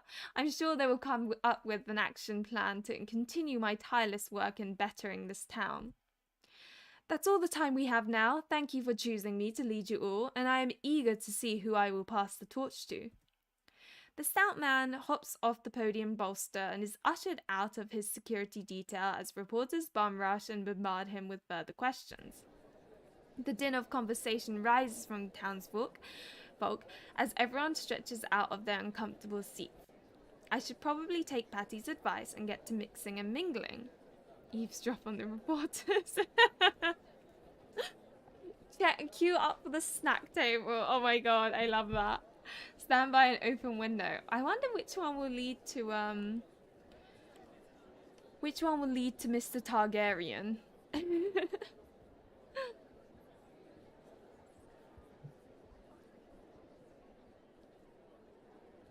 I always feel like when someone mentions food, all of a sudden you start feeling hungry. Okay, let's see what happens if I pick this one. I hold my phone out in front of me, pretending to look for signal as I make my way up to the front of the auditorium. Sidling as close as I can to the small group, I can just barely make out what they're saying over the din. Do you really think the mayor's sick? I haven't looked into much, so I can't say anything for sure. I just thought timing was a bit too convenient considering the undeveloped land issue on the east side. Personally, I was hoping this resignation was a cover-up for scandal. I'm not sold on it being a scandal. While he's been dallying with that east side resolution, he really could just be sick. He's cut a lot of weight in the last few months. True, he was practically swimming in his suit. I'm pulled out of my eavesdropping by the telltale jingle of a coin shell approaching me. Patty, hey! She puts a hand on her hip and shoots me a playful look. Now you know this is not what I meant when I say you should get to know the town. Now, I'm curious as to whether the other options will lead to... My stomach grumbles pointedly as I set my sights on the busy snack table in the far corner. Finding the tail of the long line, I file in behind a pair of twin trolls roughhousing. It's not long before their playing turns into fighting when things are taken too far. One of the boys shoves his brother and he comes careening into me. Whoa! I lock my knees to brace for impact, but I still slam into the person behind me. And this is the female love interest. Oh, she's cute. I think they've done a good job with her, like, her sort of overall, like, fashion. She's got, like, pretty nails. Like, everything about her is actually quite cute. But that is not the route I'm going down. So you guys are going to have to check her out in your own time. Now, who's the other one? Stand by an open window. Now that the meeting has wrapped up, people seem eager to either go and spread the news or get back to their day. There's too much congestion at the doors leading back out into the town for me to make it out anytime soon. I see that there's an open space near a small section of photos and displays. Moment of quiet sounds nice, so I walk over and look at some of the hanging pictures. Most of them are what look like landmarks in the town or stills from past gatherings, just like this one. Just as my eyes fall onto a display of what looks like various pins and medallions, I get the feeling that I'm being watched. Out of the corner of my eye, I see someone slowly approaching and I turn to greet them. And this is...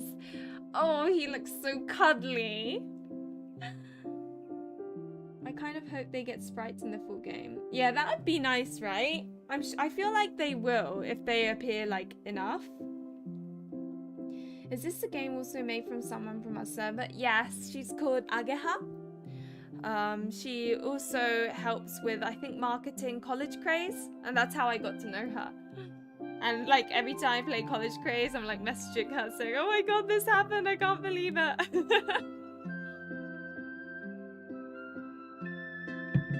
Now, as much as I'm interested in him as well. This isn't who I'm going for, so I'm gonna have to say bye. Again, you guys are gonna have to play it in your own time if you want to get to know him. Okay, that. Now, you know, was my ear hustling that obvious? Honey, if you leaned over any more, you would topple over. We share a chuckle. At any rate, I'm glad you made it after all. Come, there's someone eager to meet you. Eager to meet me? Should I be worried? Come on, have a little faith. Everyone I know is a gem. Here we go. Oh, I like the music. You can tell there's a bit of danger. I feel like the big guy is like more your type kind of too. I don't know, based on like the guys that you have shown interest in. Looping her arm around mine, she offers me over to the man I'd locked eyes with moments earlier. Here she is, Magnus. This is my lovely neighbour, Tanya Alawa. Tanya, this is Magnus Donovan, my boss. Pleased to meet you. I stick out my hand expecting a shake, but he instead brings it a hair's breadth from his lips and kisses the air above it. Oh, I really like this guy, which is really funny because I remember her, like my friend, she messaged me and was like, when otomejam, like when it was all submitted, she sent me a picture of this guy and was like, I know you're gonna like him. So, which I thought was funny. Consider me charmed. I've heard a lot about you. Nothing but good things, I hope. Patty blithely dodges the glance I tried to shoot her way. I file that away for later interrogation and search for something to keep the conversation flowing. You and Patty seem to share a similar glow. Are you a Lich as well? The debonair man tilts his head amusedly. He's not just any Lich, Tanya. He's the Lich King. Ooh. My cheeks pinken at my little faux pas, which only seems to amuse Magnus more. Now that you two are introduced, I'm going to go get acquainted with the snack table. Sweeping away, she leaves us to our own devices. So to what do I owe the pleasure of the famed Lich King's presence? Would you believe me if I said I came to welcome you to town? I size him up from his neatly styled hair to his expensive alligator shoes, or are those made of lizard man hide? Is that even ethical? I can't say for sure, but you seem like a man who sees opportunity in every interaction. An astute observation, Miss Tanya, as expected of someone with your reputation. My reputation? I dig my nails into my palms and avert my gaze, trying to appear aloof. Not sure I know what you mean, Mr. Donovan. Please, call me Magnus, considering we'll be working together very soon. I raise an eyebrow in challenge, but it only makes the smug grin on his face grow wider. And how do you figure that, Mr. Donovan? Don't be coy, Tanya. I need your help with the upcoming election. Oh, and what makes you think I can help with that? Please, we both know there's no one in this town more qualified than you, considering your track record. Seems like Jesse McCree from Overwatch. I like these kind of guys and kind of bear type, I think. I get what you mean, kind of too. That's kind of like my in real type, the kind of big, chunky, ideally like a slightly chubby. I don't know what it is. There's something about it. More cuddly, I guess.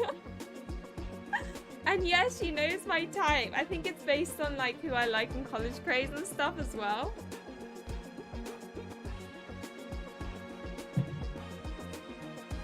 I appreciate you coming to welcome me, but I'm extremely busy and I know who you are and why you suddenly made a cash offer on an old fixer-upper in this remote mountain town.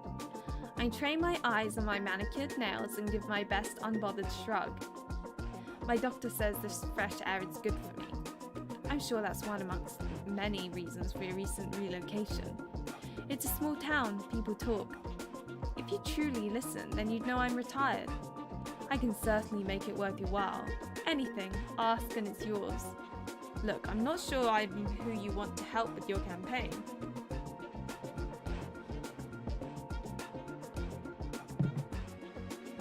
He gives me a quick once-over. Of course you're the one I want. I may be imagining it, but it almost sounds like there's a hint of suggestion in his statement. He produces a small card from his breast pocket and presses it into my hand. Take my card and let me know when you're ready to join the winning team. The winning team, guys! Look how, like, arrogant he is. What is it with arrogant characters? I love them so much.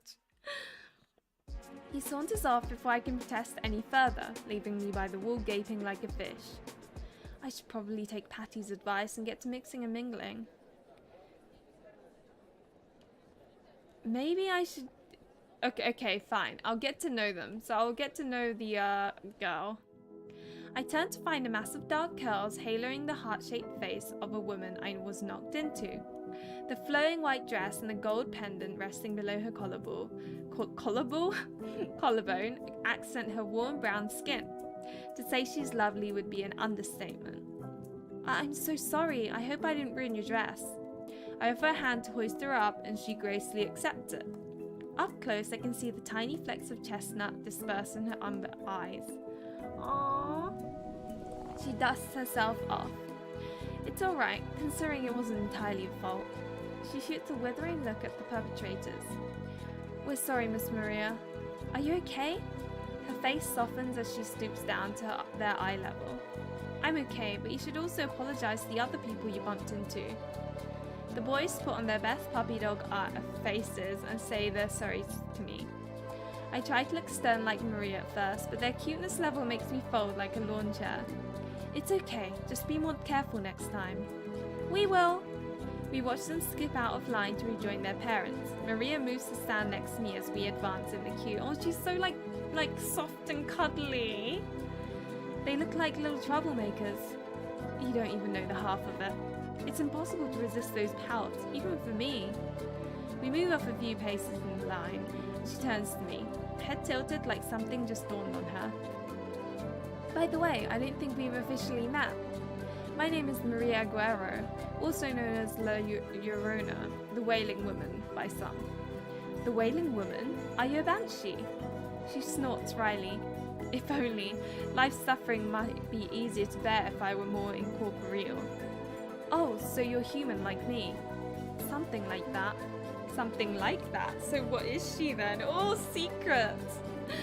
The soft smile returns to her face, but I can't quite shake the twinge of sadness lingering in her eyes. I prefer to be defined by my contributions to community. I see. What do you do? I'm a licensed family and marriage therapist, but I also teach little ones, like the rambunctious pair you met, to swim part-time. I like her music as well. I like that they seem to all have different musics. That's wonderful. I'm sure the town benefits greatly from your contributions. You're too kind. I just want to do what I can to make this town a better place for all of us to live in. And you? I don't think I caught your name. Oh, where are my manners? My name is Tanya Alawa. It's nice to meet you, Tanya. Likewise. Maria's half-moon-shaped eyes study me curiously. What is it? She tilts her head thoughtfully while I hand her a plate from the table. I'm not sure why, but I can't shake the feeling that you seem familiar somehow. I guess I just have one of those faces. Now that I think about it, I know I've heard your name somewhere before too. Yeah, a mermaid! I see what you mean. And she's got like her blue stuff going on. It's really cute, and I like how her skirt is coordinated with her top. Like the colour.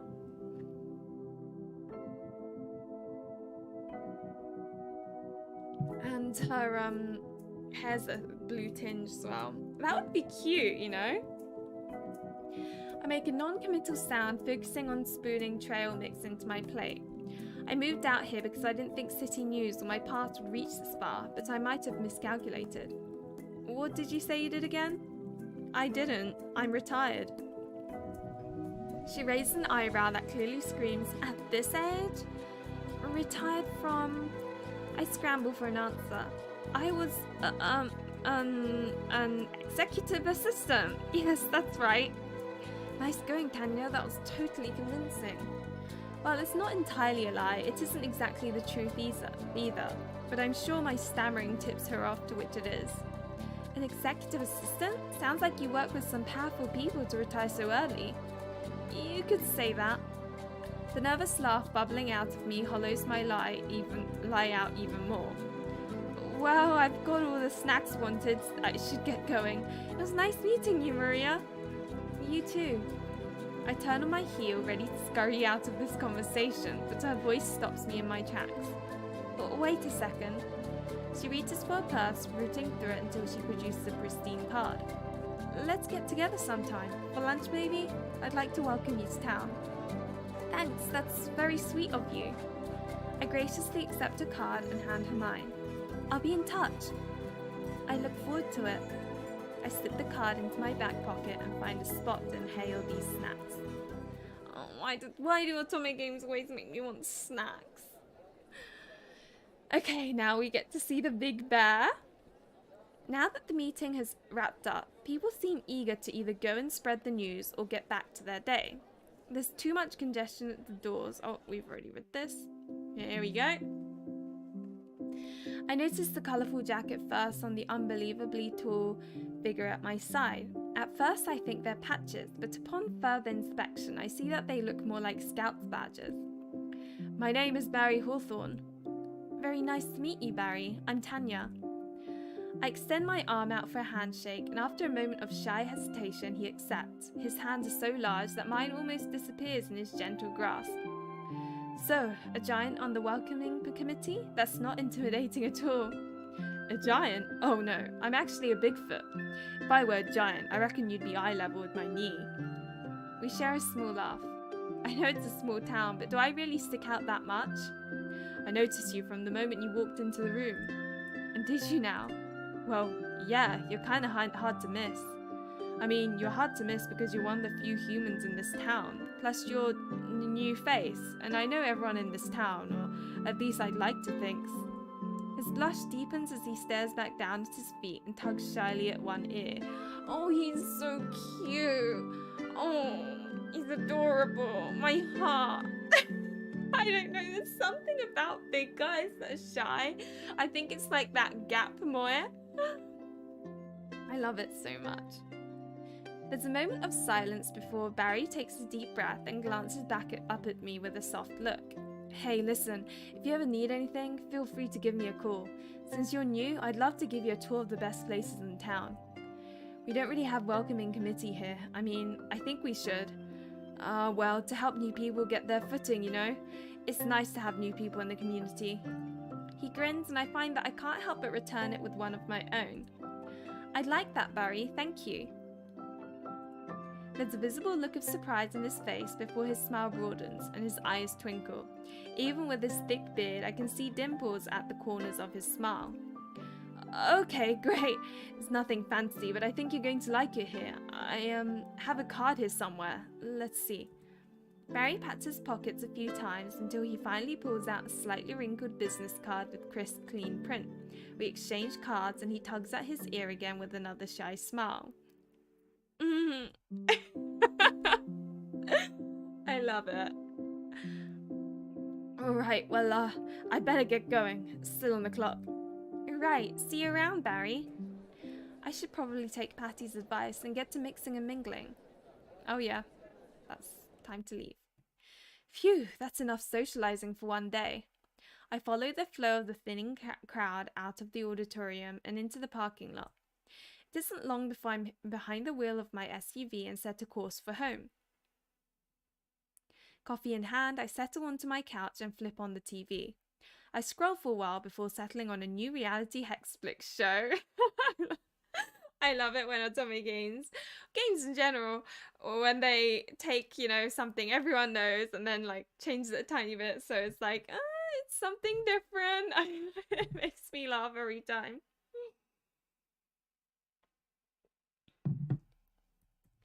A few minutes in and my mind begins to wander. I glance at the clock, 9:46 a.m. You're an hour ahead in New Brandel City, but by now I'd usually be reviewing agenda items and compiling the morning briefing. I shake my head vigorously, trying to dislodge the thought. Yes, girl, you're retired. You're supposed to relax. No, Tanya, there's no more usually or used to. You're retired and it's time to create new routines. I shift onto my back and stare at the ceiling while the sounds of the Hexflix show blur into the background. A quiet, quaint town. Quiet, slow life. This is it now. I repeat the mantra over and over, expecting calm to wash over me, but it only increases my antsiness. It's only occurring to me now that I don't even know how to rest. Learning shouldn't be a problem with how uneventful Pine Pass is supposed to be. Although, I wonder how quiet this town really is with so many interesting characters. There's Patty, of course, but the 3 I met yesterday were definitely something as well. My chiming phone breaks my reverie. As if summoned by my thoughts, 3 emails from the folks I'd met less than 24 hours ago sit in my inbox. Who should I open first? Wow, obviously we're going for Mr. Targaryen. I don't know, there's something about tension that I love. To my lovely future campaign manager, it was an absolute delight to meet you yesterday. Patricia's words dwarf in comparison to your actual visage. It occurred to me in the brief moments we shared together that I had no opportunity to explain why we're running in the first place. I'd like to invite you to my office this afternoon to share my passion, for reform of course, with you and begin discussing the finer details of our upcoming campaign. I've CC'd Patricia, so she'll coordinate a time with you when you reply. Don't keep me waiting. Yours, Magnus. Next up is Maria's. Hi, Tanya. This is Maria. We met yesterday in the snack line after the town hall meeting. It's good to see a fresh face around here. We haven't had one in such a long time. I'm writing because I wanted to see if you're free for that lunch I mentioned. A client cancelled, so I have a bit of extra time today. There's this loose-leaf tea house by the waterfall I want to show you. It has the most amazing cake called cassava pone. You have to try it. Please let me know if today works. If not, we can surely find time another day. Hope to hear from you soon. Regards, Maria Aguero, LFMT. Then you've got cute big berries.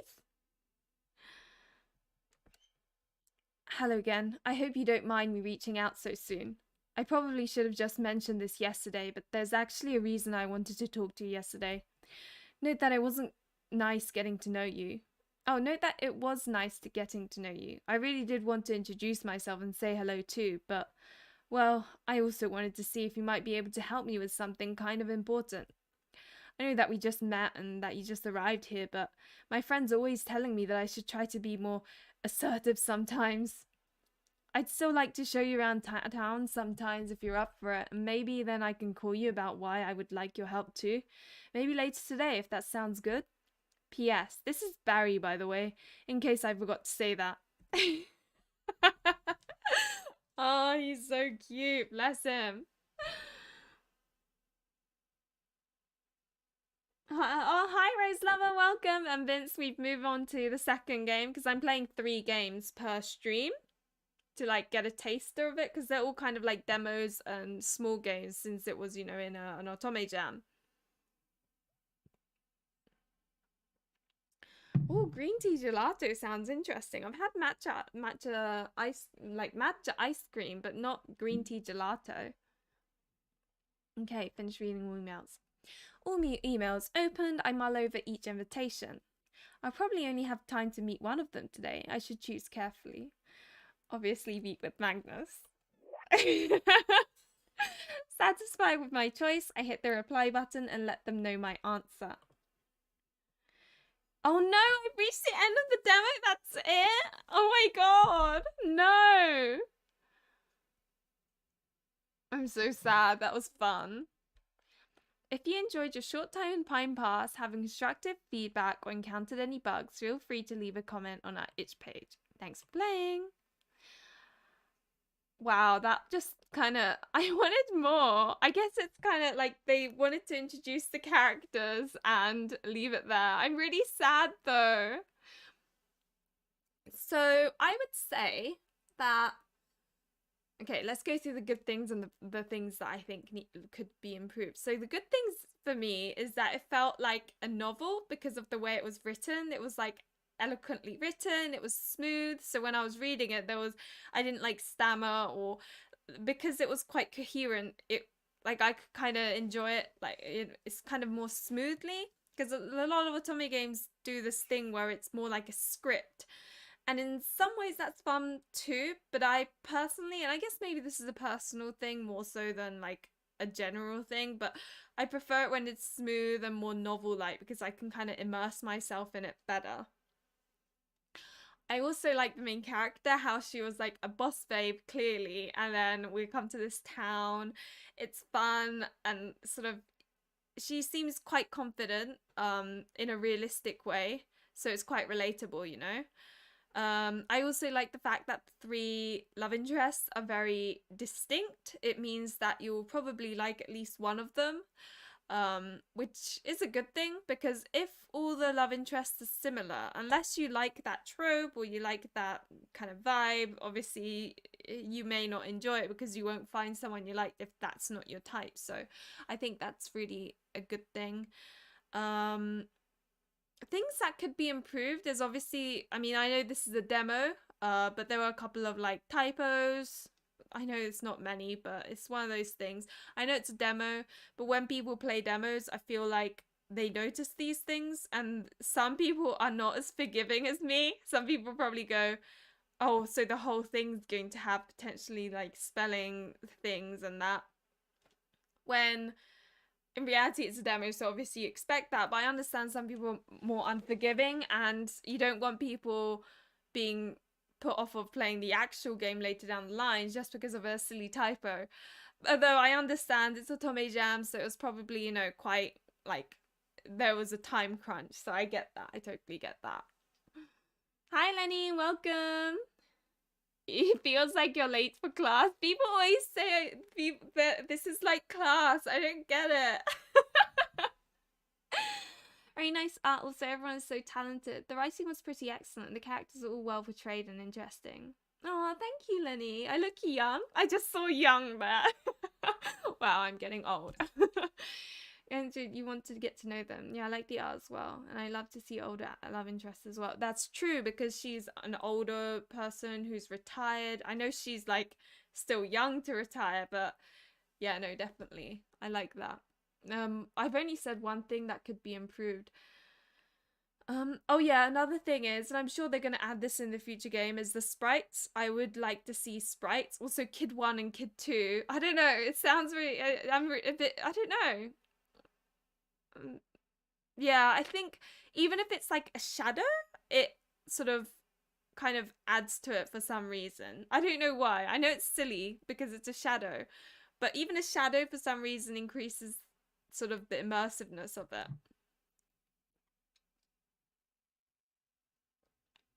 It's a sleepover, not a class. Oh, I like the way you've said that. You're not old. Yeah, I suppose.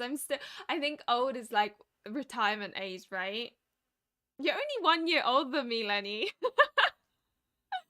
Oh, made my characters younger and less masculine because I suck at drawing. Oh, that's totally understandable though. You work with what you're good at, right? The backgrounds were pretty, but yeah, it's nice to have side character sprites. Again, I understand this is a demo. They're going to like add a bit more. Kennedy,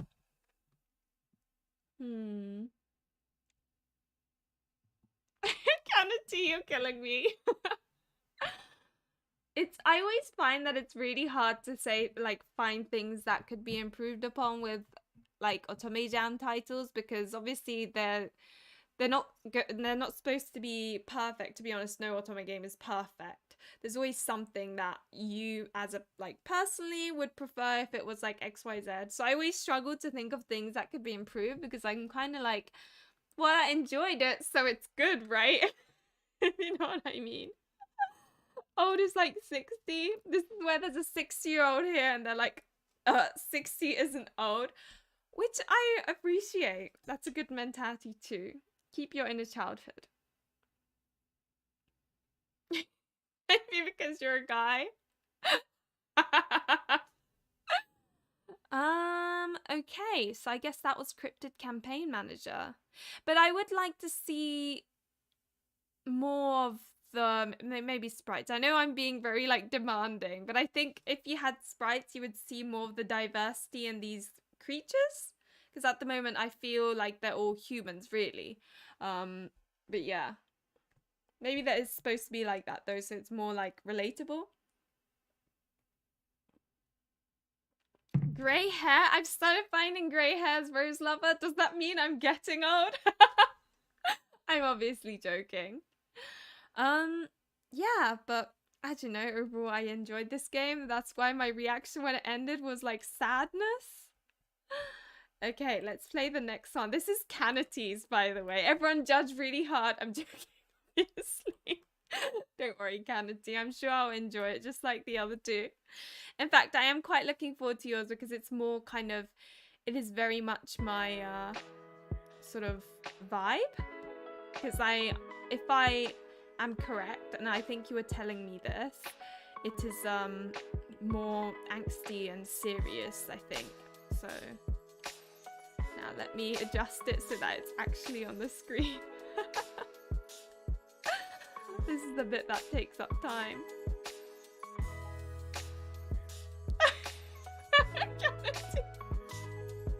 It'll be fun, don't worry. It'll be fun.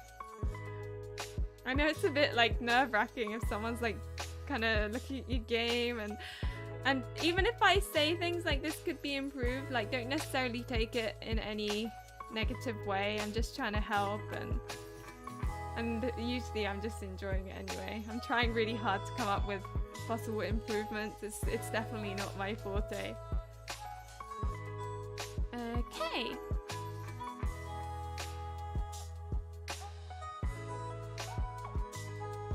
Just trying to make it visually presentable.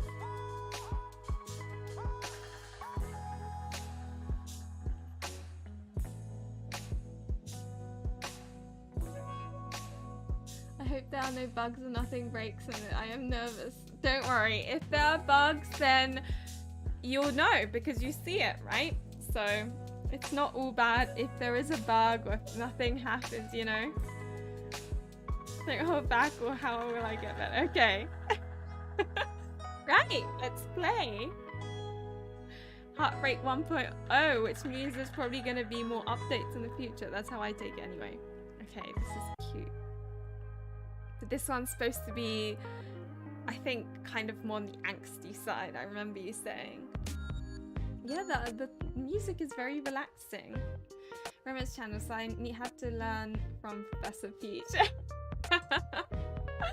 I'm not a professor. Okay. After finishing college, I stayed in the same city, away from my family, and started living alone in a small flat. It is cozy and quiet, just like I prefer, and my days flow by in a pleasant haze. I work from home and rarely go outside, but my friend visits from time to time. Astra is a video editor, just like me, but much more outgoing, spending all her free time in amusement parks, galleries, and malls. We studied together in college, and she would always drag me out somewhere to have fun. I didn't mind much, but it's good for me she has a girlfriend now, and they go places together. So Astra just hangs out with me at my flat, watching shows that are fun to laugh at. Any? Oh, is this a friend? I didn't expect her to come today, so that was a surprise. I rushed to open the door. Astra, did something happen? Canity, did you make this all on your own?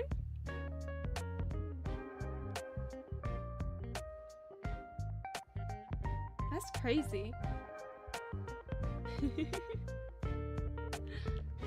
Astra, did something happen? Yes, Annie, something did happen. Atmosphere shifted and I expected some serious news, like her going through a nasty breakup or her pet bird falling ill, or something even worse, but you spend all the time cooped up in this room, basically living inside your console, and I feel bad being the only one of us two enjoying life, you know? That left me speechless. I didn't expect my friend to just show up at my door to read me a lecture. I'm enjoying it quite fine. After all, who's going to save Hyrule if not me? I love that! We love a good nerdy main character, that's great. No, you miss out on love. I winced. It sounded way too dramatic. Lately she was talking a lot about love. Having a girlfriend made her think everyone should experience the same romantic whirlwind. But for me, it didn't feel like I was incomplete without that kind of relationship. And it's not like I had a lot of romantic options around me anyway. You should go out and meet someone, Annie. It's decided. What? I signed you up for that game club my girlfriend told me about, and we're going there right now. Oh my god.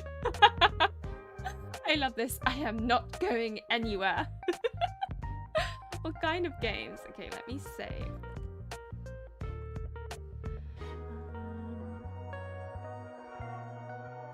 I'm curious what kind of games.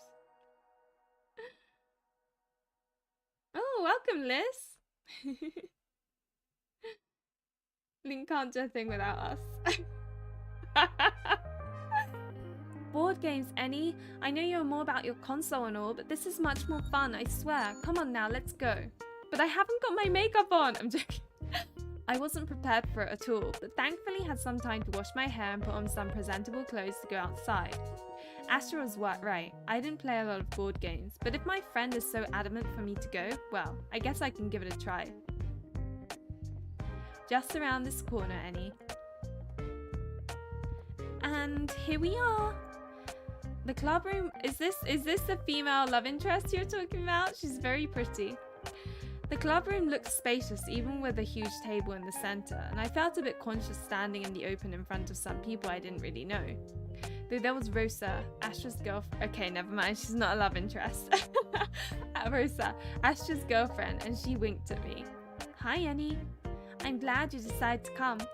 It would be so much fun with more people. Yeah, we don't have a lot of members, but I think you're going to like them, Annie. She nodded at the table where board games are laid out. 3 guys are sitting there, engaged in a deep conversation. What's so good about complicated games, Jan? It takes an eternity just to get your head around the rules. A guy with brown hair and gold earrings was waving his hand, talking excitedly. No, you grasp everything gradually while playing, and then it becomes much more fun than simplified games. Yeah, if you don't die of boredom first. Jan looked slightly annoyed. Thankfully, the fair-haired guy stepped in. Sorry, Jan, I didn't intend to start an argument. I was just wondering if we could play something simple today. And Braun, don't you like mystery games? I wouldn't call them that easy. Actually, no, I'm not mentally prepared for this. She's giving me Wednesday Addams vibes. There's no female love interest. Oh, okay, sorry. The only reason I thought maybe there's a female love interest is because I remember you saying you like having a female love interest. Oh yeah, of course you're working in UDVN right now. I thought she has the same name as me. Love that Lily wants to already romance all the characters. Oh, Kennedy, make sure you share that in the server when it's ready. I need more new games in my life. Yeah, do it. We have a indie, like, board. What's it? Indie board? I can't remember the name of the channel, but it's where you're supposed to, like, tell everyone about your indie games. Yeah, all the love interests and nerds. It's great. It's college love interest. I like this guy on the left most, I think, based on looks, but I feel like the personality of the one on the right is gonna get me. I don't mind thinking about a mystery, Saffron, just don't want to get drowned in the rules. When Jan whips out a whole tome of them and starts reading in his monotone voice, it just puts me right to sleep. Jan frowned, but Saffron intervened again. Just take this time to admire the beautiful board, my friend. Note the intricate design and hand-drawn details. Enjoy the magical sight. Braun sighed. Yeah, it usually is magical when Yan gets to choose, only in a literal sense with all the witch and fairy crap. And you just want to play anything that looks good, Saf. Sometimes I feel like that's the only thing you care about. I came a bit closer, drawn in by their conversation. Well, we all have preferences, but I'm sure we can find a compromise. Oh. He looked up and noticed me near the table. Right. Astra says something about her friend coming. She didn't mention it would be such a pretty girl, huh? Ah, very forward, I see. You're leaving for another jam. There are a little less than 2 months to go. Okay, so it's got a bit more time. Indie Billboard, that's the name. Wednesday on Netflix, good show. So giving myself more time this time, yeah. Thought you might like One on the Right, but unfortunately I was running out of time, couldn't implement his route. No! Oh, that's so sad, but that's fair. That's a time crunch, I get it. Ron was staring right at me. I blushed slightly and took a step back. Don't mind him. He says that to everyone. Oh, okay. I'm not surprised. What's your name? Annie? Nice to meet you, Annie. I am Saffron. It is delightful to see a new member in our small circle. Yeah, right. The more the better. Oh, yeah, right. The more the better. That's the best part about board games, playing with them with lots of friends. I'm Braun, by the way. I already overheard all of their names, but still looked at Yan expectantly. He nodded slightly. Yan, welcome. At this moment, the door creaked behind me and someone else came into the room. I turned around and saw a short, grumpy-looking guy. He looked at me as if I was his mortal enemy.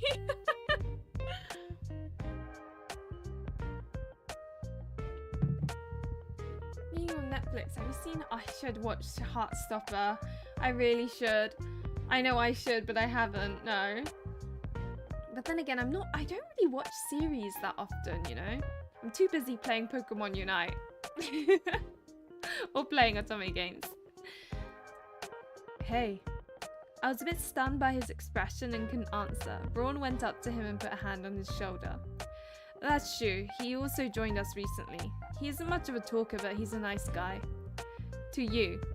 I heard Saffron whisper under his breath, but Braun didn't seem to notice. So Shu only gets along with Braun.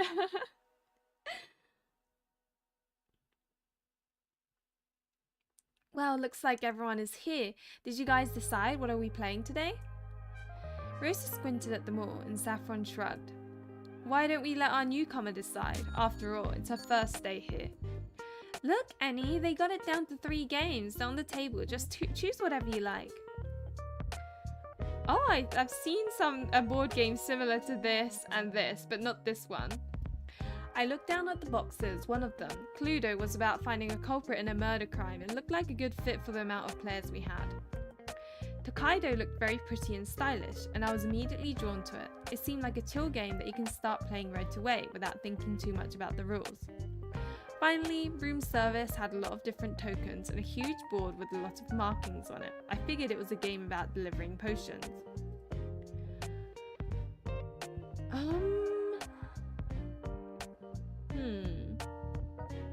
Oh, Shu is game and he likes Braun. Maybe. I like it. Yeah, Pokemon Unite. I've played over 900 hours on it now. How crazy is that? 900 hours of my life has been played on that game. I could have spent those 900 hours doing something else. But no, Pokemon Unite. And I will continue playing that game. It's so bad.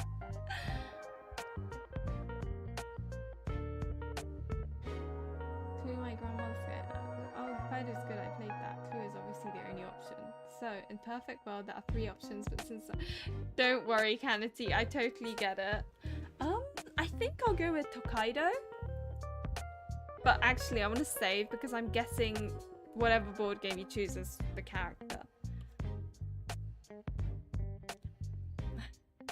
Bit too girly for me. I think I'll go back. Broom service it is. She would be more present in Braun's route. He is into Braun. Oh, bless him. Didn't expect you to pick my favourite. You played it before? A few times. I'll explain you the rules. Yeah, here we go. A start of my nap session. Bless him. Oh, I guess Tears of the Kingdom's like really addictive. So recently, I've managed to convince my boyfriend to play Oracle of Seasons. You know how you've got the Game Boy Color like emulator on the Switch. And I sit next to him and watch. And it's so much fun because I remember playing that game when I was young, so there's that nostalgia element. But I prefer watching other people play when it comes to games like that, so...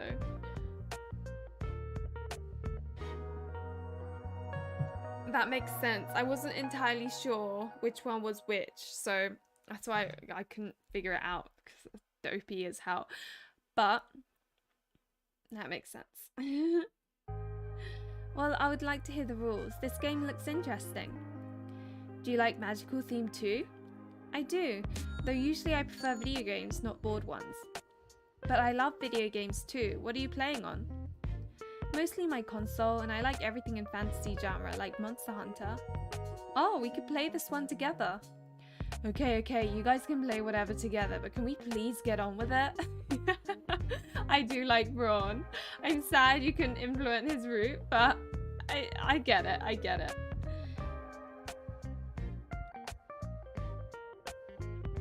So I really struggle with normal Pokemon games, but Pokemon Unite is extremely addictive because, I guess it's just like, I guess it's the fact that they're short 10-minute games and it's different pretty much every time because it's like a MOBA, and I've always liked MOBAs, so but yeah, normal Pokemon is too repetitive for me, unfortunately. Oh, you're gonna play Oracle Seasons? Oh, I hope you enjoy them. They're my favorite Zelda games. I think in the future, when I have a separate monitor, I'll play Pokemon Unite and stream it. Because, or at least on Twitch anyway. But right now I can't because the lag between the Switch and on screen is just too much. It will make me like lose very easily. Especially because I play ranked. I blushed slightly, embarrassed I got carried away with the game talk. I would love to discuss it more, but we were making others wait, and none of them seemed to be interested in talking about Monster Hunter. We started to play Broom Service, mostly figuring out the rules on the go. It turned out to be the best way to grasp them quickly, and soon everyone was enjoying the game. I chose the witch to make a potion delivery, and looked outside the window. The day was slowly flowing into the evening, and I made a mental note to keep an eye on time, so I won't have to go home through the darkness. Well, Braun, it wasn't that bad, right? It would be better if I wasn't losing. Maybe you will get lucky next time. And I'm so silly. I just noticed that the font is representative of the color of the hair, or like the color of the appearance.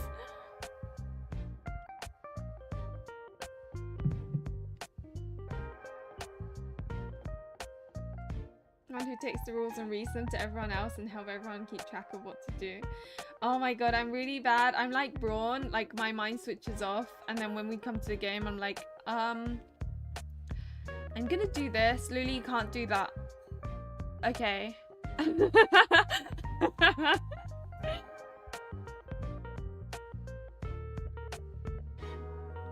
Oh, that would be really fun. Yeah, mini games would be really fun, actually. That's a good idea. But that's fair. I don't think Pokemon's for everyone. Like, I struggle with the main games, unfortunately, because of the repetition. I'd like to get into Pokemon a bit more. I think that, like, games nowadays, the rules are just, like, too... As in, not rules, but, like, the tutorial's too long. It takes bloody forever to get through them. And before you get through the tutorial, I'm done. I'm bored. That's the problem. There's a Pokemon Otome. I don't think I really want to play a Pokemon Otome. I don't think it would. I don't think it would. I mean, I'd try it if I had to. Like, if the devs contacted me and said we've made this game, I'll do it. But I would be very skeptical going in. You're bad at it, Hika. Aww. Maybe you will get lucky next time. Yeah, I think we play one more time and that's enough for today. Only if I win. Saffron and Yang exchange looks, and I wondered if they are going to lose on purpose so the game doesn't go on forever. After a while, I stretched in my chair, feeling a bit sleepy. The last round was coming to a close, with Braun miraculously winning over Yan and Saffron. Oh yeah, baby, magic does exist. Yan cringed at Braun's exclamation and reached over to gather the cards. Look how grumpy he looks. Wait, what? Why is that? Oh, wait, what? Why is that? You ended on a win and he lost. The least he can have is his pick next time. Shouldn't the winner pick instead? I love the little... They kept arguing while cleaning up the table. It helped a little and started gathering my things. Wait, Annie, about Monster Hunter. Maybe we could play together sometime next week? Oh, he's cute. Oh, sure. Just text me when you're free. We exchanged numbers and I smiled. Usually I played alone, but it would be nice to go hunting monsters together. Maybe I wasn't too interested in Astra's plan of finding me a boyfriend, but it was great to find a new friend. Well, you also let me know when you have time to play. See you then? See you.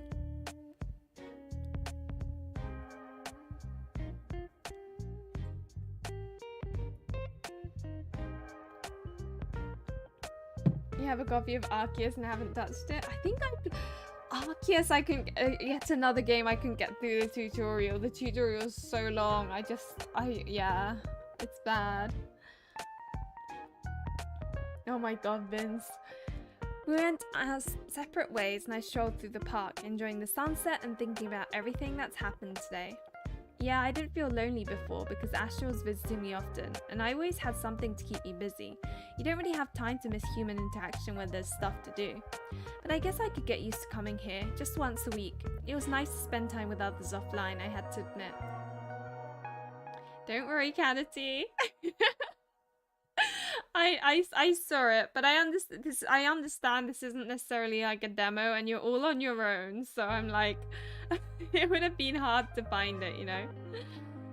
Even so, though, I think with these things you do need to get someone else to check it, and I'm sure cryptids had a similar issue where they would have in theory had someone like check it through, like, you know, to make sure there are no typos and things. Sort of date one of the idols in black white. Are you serious? I didn't know that. Oh my gosh. Do I have black or white too? I think I bought it. I don't know if I still have it. Yes, hello Nintendo, we need a Pokemon Otome. It wouldn't work though because they're kids.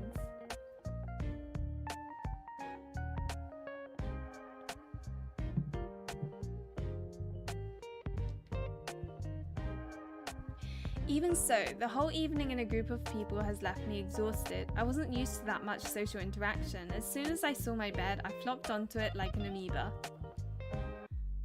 On Monday evening, after finishing up my work, I found myself craving some monster hunting and remembered Yan's offer. I took out my phone to text him, but as soon as I opened... Ooh, I like this music. But as soon as I opened the app, I saw the little line saying Yan is typing. Oh, they both thought about it. I chuckled to myself. It was a bit funny how he thought about it at the exact same time. Up for some games? I typed back the answer and reached my console. Let's go! We played for a few hours until I started dozing off. The fact that I was laying on my bed didn't help much. I think that's for me for today, Yan. Can't keep my eyes open. Yeah, same to be honest. It was cool though. We should play again sometime. Sure, I'd love to. We really work great as a team. That's true. You can play other stuff too. Do you have a PC?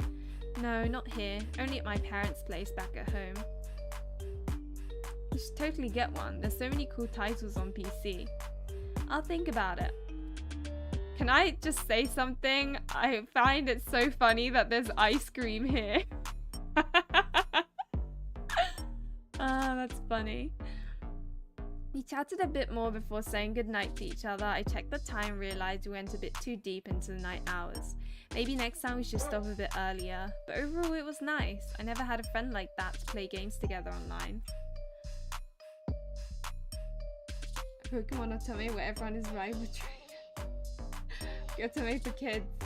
I mean, yeah, kiddies can play Otome games too. I always think as long as it's innocent. I mean, Harvest Moon is like that, right? It's like innocent romance in a game. And I loved that when I was growing up. No, they didn't sponsor me. I just play these for fun. The only time I will take money is if I have very little time and I need to prioritize their game. Then I may do it for money, but that's only if they're happy with me doing it in like a month's time, then I won't take money. But it never happens. I don't have a big enough channel for that sort of thing, I don't think.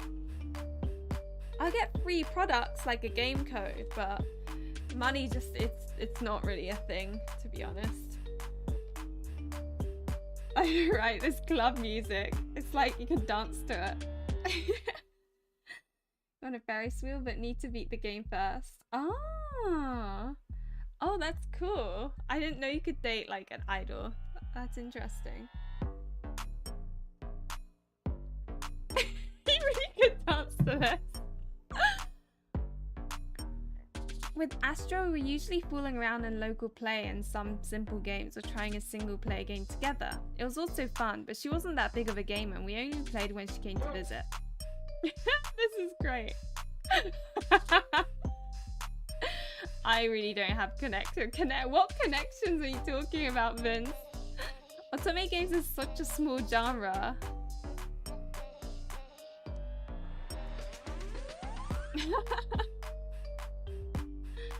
At that moment, I felt grateful to Astra that she dragged me out to the board game club. Maybe she was right in some ways. Maybe life would be more enjoyable with more friends.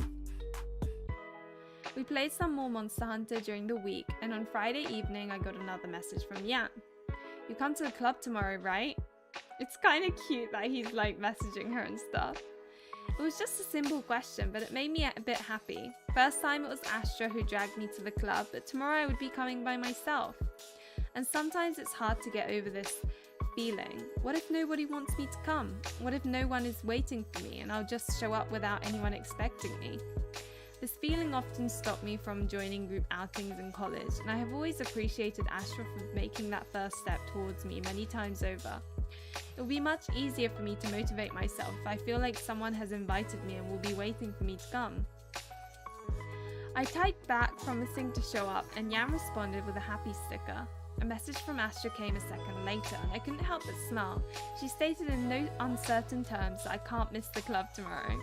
I answered her too, and went to the bathroom to brush my teeth. That night I went to sleep with a cozy feeling in my chest. Cute. Just as Rosa promised, we took the game Saffron wanted to play from the shelf and started looking through the rules. They were easy to understand, and I liked how it felt, as if this game didn't have any winners or losers. The sun was still over the horizon when Yan stood up from his chair. Sorry everyone, I have to leave earlier today. What? You got a date or something? Actually, yes. Kennedy! My! Actually, yes, with my girlfriend. Oh no. Oh god.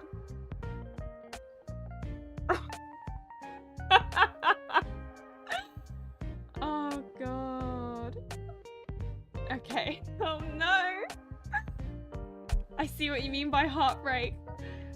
I couldn't contain a look of surprise. He didn't mention anything like that to me, and I didn't even wonder if he had someone or not. The door opened slowly and we all turned around. And she's pretty. Oh, I hate her already. A petite girl was standing timidly on the doorstep. She looked very pretty with big grey eyes and soft blonde hair. Yan? She called her boyfriend quietly and he waved in response. But she's not into gaming. She's not as good as the main character, Yan. And I put the itch.io page in the description of this stream/video, so you can always go and check the games out. Yeah, just 1 minute. She went further into the room, walking carefully as if it was a cave filled with slime monsters and vicious bats. Hello, I'm Polly. She greeted us sheepishly and I felt myself compelled to respond. Hey, I am Annie. Nice to meet you. You're here to pick Yan up? She gave me a cute smile. Yes, we're going to Cat Cafe today. Oh, this sounds dope. Can I go too? Oh my god, Braun. Rosa gave him a dirty look from the other side of the table and Braun scratched his head. I mean, can you tell me where it is so I can go sometime too? Sure, it's just around that street. Polly explained to Braun how to get to the cat cafe. Saffron also looked interested and I noticed how he wrote down the address. Well, I typed it into my phone as well. Cat cafe sounded like a perfect place for a date and I even felt a little envious. Maybe we could go together with Astra as friends, or even the three of us, me, her and Rosa, if I don't feel like I'm a third wheel on the date, of course. Meanwhile, Braun switched the theme from cafes to Polly and Jan's relationship. How did you guys even end up together? Why are you with that loser? Oh dear.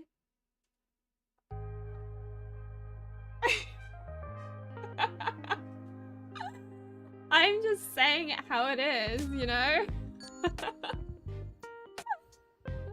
When someone's like cute, then they're cute. But if they're dating the guy you like, they're no longer cute. I hate her. I've never been to a cat cafe, but I kind of want to take my best friend to one for her birthday. Third wheel relatable. There's nothing worse than being a third wheel. Actually, the worst thing is when you're a third wheel to a friendship.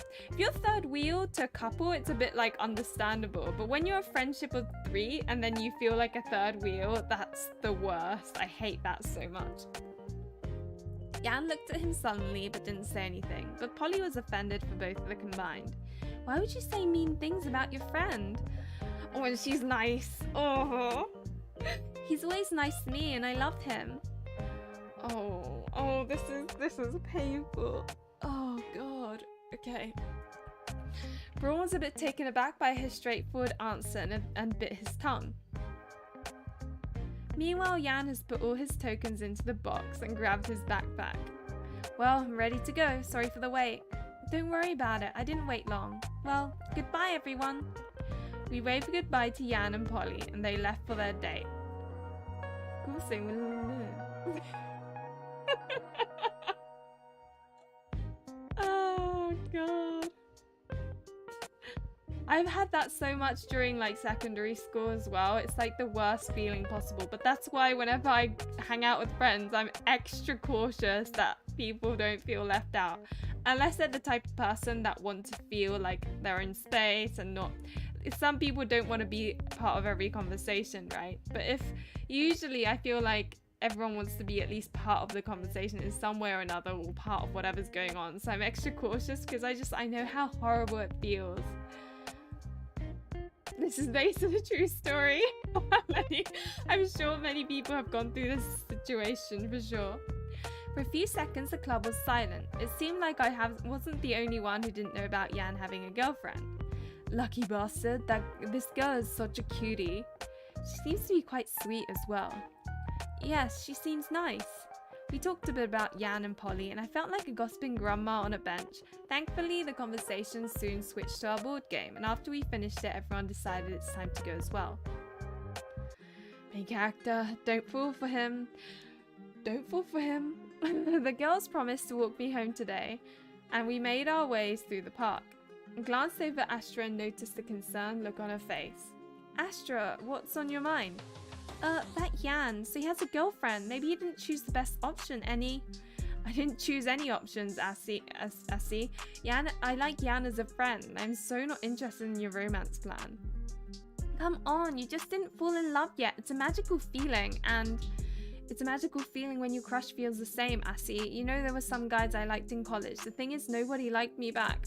Oh, Annie, I feel for you. Maybe they would if they had a chance to exchange at least a word or two with you, and you're too chicken to make the first step. But don't worry, that's what friends are for. She got fired up again about finding me a love of my life, and I turned to Rosa for support. Give it time, Assie. There's no need to rush into things. I looked at her gratefully. She was only a few years older than me and Astra, but always seemed more wise and reasonable than my hot-headed friend. Also, may I just say, I like how Rosa looks a bit like the Little Mermaid. Astra relented a little, though she was still grumbled all the way through the park.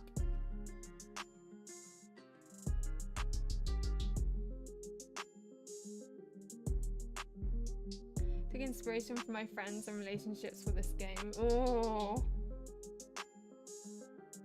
Getting together is the band end. I love it. Soon we reached my apartment building and waved each other goodbye. I'm aiming for it. We're gonna go straight for the bad ending. I went up into my flat and sighed happily, closing the door behind me. Another fun but tiring day was over, and I was so ready to spend the week before the next club meeting alone, cooped up in my room. That's what I thought on Saturday evening, but in the end, only Sunday turned out to be lonely enough. Jan texted me the next day asking if I'm up for some games, and I just couldn't say no. We ended up playing that evening, and the next one, and the next. I don't know how I'd feel about that. I don't know if it's just me being like a really jealous person, but if my boyfriend was playing games with another girl like every day, I'd be like, hang out with me. Like, I trust him, but I'd be like, why is this girl constantly hanging out with him? Does she like him? Like, I would be very suspicious. I'd be like, this girl likes you, I think, and, you know, I don't like it.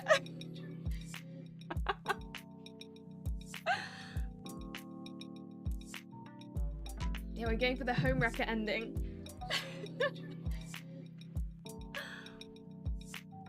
Play almost every day with a dude who has a girlfriend. I have a boyfriend too.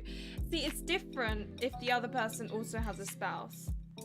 But if they're single, depending on the girl, I don't know, I'd be very suspicious. Like, I'd be like, what are the intentions here? That's true. Maybe the girlfriend doesn't like games. But I don't know, it just feels weird.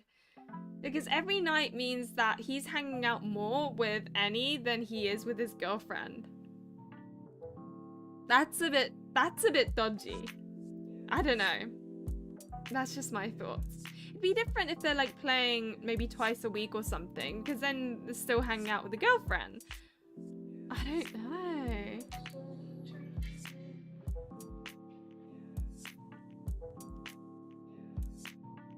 Like a daily, yeah, he's spending more time with the person he's gaming with. I don't know. But then again, I am a very possessive person. But logically, I know that it's a bad thing, so I like step back. But I know that naturally I'm a very possessive person, so that's why, yeah, I need to like use my brain and be like, Lily, you're being dumb, just step back. Leave it. To be fair, I know you shouldn't judge a book by its cover, but she didn't look like the type to like games. But I guess that's kind of why it's good to have similar hobbies. Oh, lordy. I noticed a strange thing. Even without any notifications on my phone, I would feel that he is writing to me. I would get that strange tug at my heart, like his soul was calling to mine. Oh, Canity, you evil, evil developer. One time I even joked about it, telling him how I get notifications in my head, but his answer was a bit more serious. Oh, why is it serious? Looks like we have a deeper connection. If my boyfriend's saying to someone, looks like we have a deeper connection, I'd be like, sorry, who are you texting? What the hell? I mean, I guess I wouldn't know about it. I think if anything, he would show me, like, oh my god, this girl sent me this or whatever. I don't know.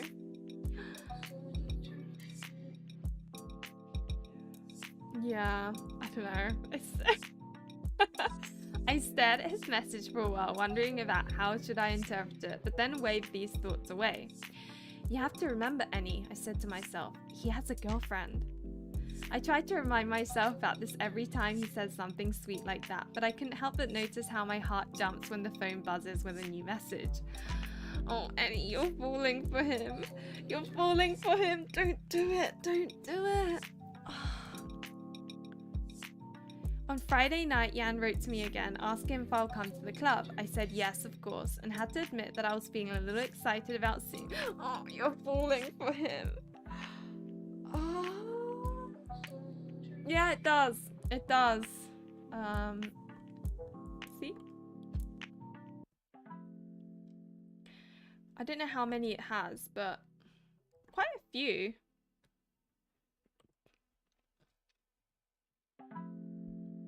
I'm not possessive when it comes to gaming, but I do think we have a deeper connection as super sass, and I would be upset.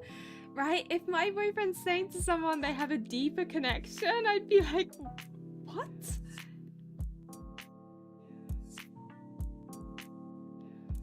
Yeah, no. I think if my boyfriend's spending time with someone, regardless of who it is, more than me, I'd be like, why are we together? Like, you're not hanging out with me that much. It wouldn't make any sense. Okay. Yet again, I had to remind myself, we are just friends. We didn't play that night, but texted a bit back and forth. He sent me photos of his cat, which made me smile. I loved cats, and maybe it was a good idea to get one too. Maybe then Astra will accept me as crazy cat lady and give up on my case. The following morning, I went to the club in high spirits. Oh, my heart is already breaking for this girl. Oh. I was looking forward to seeing everyone again, but when I got there, I was met with an unpleasant he's not there, right? Or the girlfriend's there. Everyone was already gathered around the table, but there was no sign of Saffron. Oh, okay. Where's Saffron? Jan noticed me first and shook his head. We don't know, and turns out no one has his number. Oh, that's odd. Looks like we'll have to start without him. Maybe he'll come later. Time has passed, but Saffron didn't show up. We made ourselves busy with the game Braun wanted to play all this time since I joined the club, so at least he was very happy. As for me, I was still worried about Saffron. I couldn't concentrate on the game and didn't feel like talking with others. Nobody really seemed to notice, aside from Yang. You okay, Annie? You seem quieter than usual. Yeah, it's fine, just worried about Saffron. I'm sure he's okay. Maybe he didn't feel like coming today, and you don't have to play too if you don't feel like it, you know. I mulled over it and nodded slowly. I think I'd like to go home early today, but I don't know how to say it. I mean, you know, it's fine. You should tell others how you feel. Otherwise, how are they gonna know? His words made me feel a bit better. I smiled bravely and stood up after the end of the round. Sorry, everyone. I think I'll leave early today. Why? I felt timid again and looked at my feet, but Jan chimed in to support me. Yeah, I'm also a bit tired. This game takes a lot of energy. Hey, like yours didn't destroy all my brain cells. Was there even anything to destroy there, Braun? Astra giggled and it seemed like nobody was questioning me anymore. Jan got up with me and we left together after waving everyone goodbye.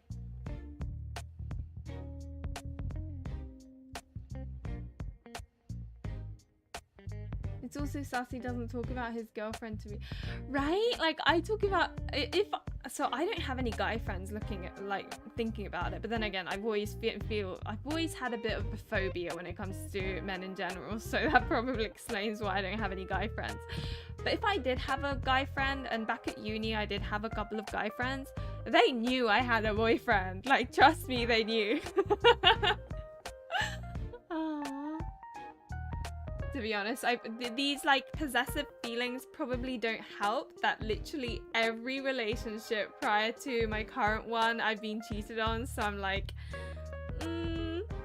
honestly the guy I'm with right now is the only one that I like wholeheartedly trust. And if he cheated, because I've been with him for like almost 10 years now, and I was telling my bestie about this as well, it would be like obviously I'd be heartbroken, but at the same time my reaction would be like, oh man, what have you done? In like a way that if a friend were to tell you that they accidentally cheated on someone, like that's my reaction, or that would probably be part of my reaction. So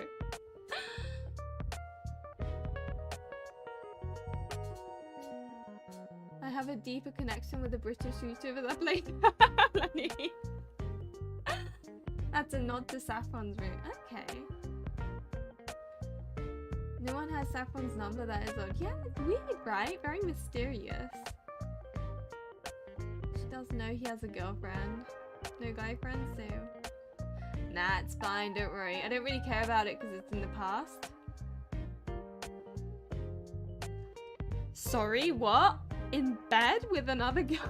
Oh, but I'd be like, what the fuck? I wouldn't know how to react.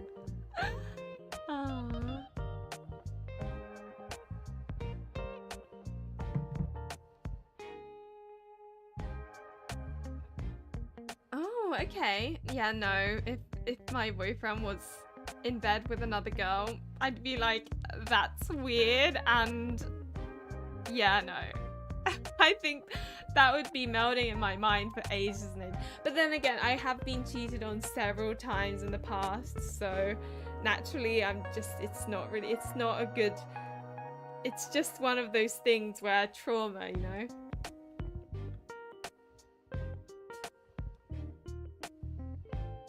Yeah, that's fair.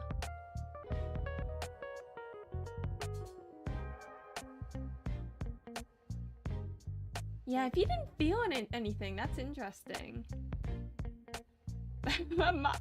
I would probably see red. I would probably freeze from anger. Oh god. But then I can't imagine, like, if my current boyfriend was in that situation, I'd be very confused. I'd be like, there must be some sort of good reason as to why this has happened. Like, I honestly would be like, there must be a reason.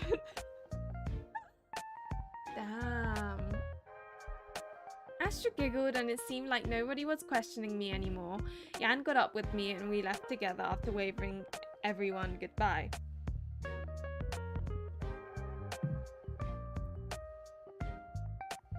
Thank you, that was very nice of you. No problem, just let me know if you're not in the mood to play, and if I call you during the week and you don't feel like playing, you should also tell me, like, you don't have to. No, it's okay, I like playing with you. He halted for a second and I noticed a slight blush on his cheek. Oh, no, you have a girlfriend and she's cute and sweet. Don't do it, don't do it, I say while aiming for that bad ending.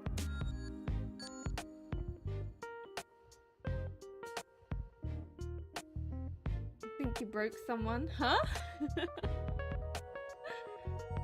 Trust issues. I mean, at least you acknowledged them, right? I think I'd be able to master myself enough to ask about the circumstances before jumping to conclusion.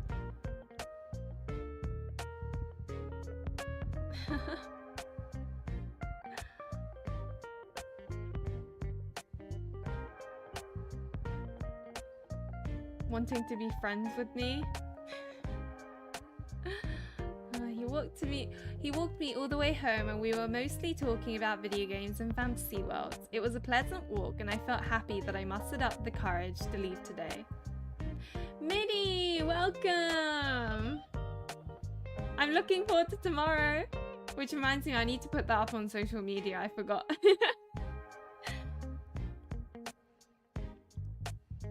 It was a pleasant walk and I felt happy that I mustered up the courage to leave today. Well, goodbye then. We reached my apartment building and it was time to say goodbye for another week. Well, not counting our online plays, of course. Sure, see you next weekend. I expected him to turn around and leave, but he hesitated for a second. I waited silently for him to say something. I just thought maybe you could come over to play. I have that other console with a really nice game with local multiplayer. Your girlfriend better be home. I was a bit taken aback by his offer. Is it okay for him to invite a girl to his place when he has a girlfriend? Though if I was a guy, it would be completely fine, right? Why the difference? We are just friends after all. Oh, things can get complicated though. I know that logic is true, but things can get complicated. I shook my head, confused with my own thoughts. Jan was waiting for an answer. In the end, I decided there's nothing wrong with visiting a friend to play some games. I think the reason why I'm like hesitant is because things could happen, because Annie's single and I think she's starting to feel things. I'm doing okay, Minnie. I'm screaming at the pain of this game. I love it. My boyfriend had female friends. I mean, he does have female friends.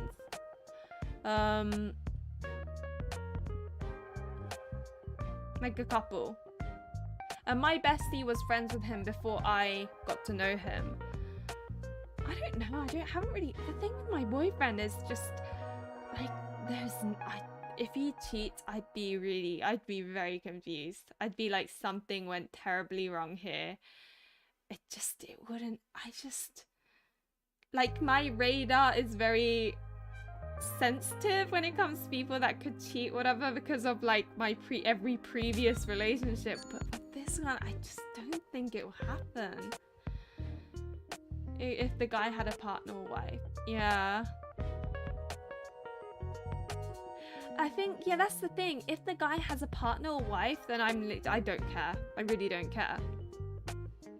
But if they're single and looking to mingle, then I'm like, depends on what kind of friendship, how long they've known each other, you know, like the situation on their side. But like,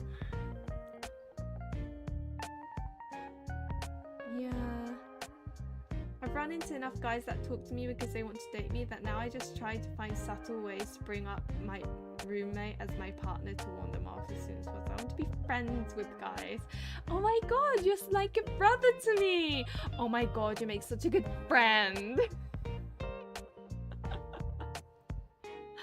She has feelings, it'd be best to get space so she can move on to then be friends. I agree, Hika. This is treading in dangerous places. And I can always leave if I start feeling uncomfortable. After all, he is the one who told me it's okay to talk about that stuff openly. Okay, text me when you're free then. Sure, well, good night again. Yeah, good night.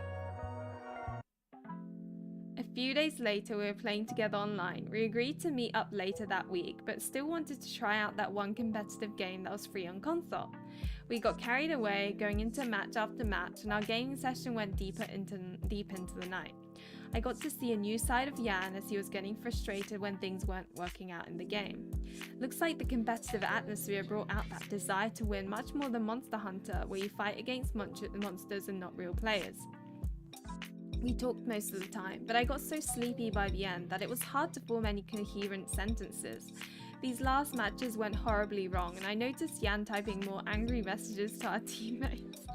In the end, he agreed it's time to stop for today, and we said our goodbyes in a bit of a haze, me being half asleep and him still on edge after these stressful matches. I understand you, Jan.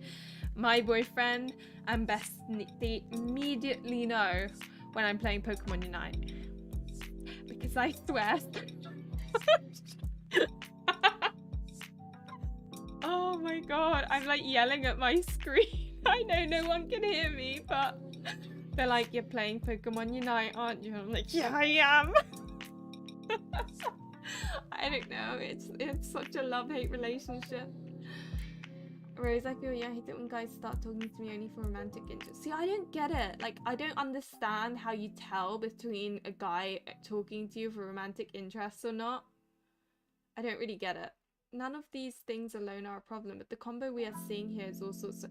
That's the thing. On their own, it's not a problem, but because of the feelings developing...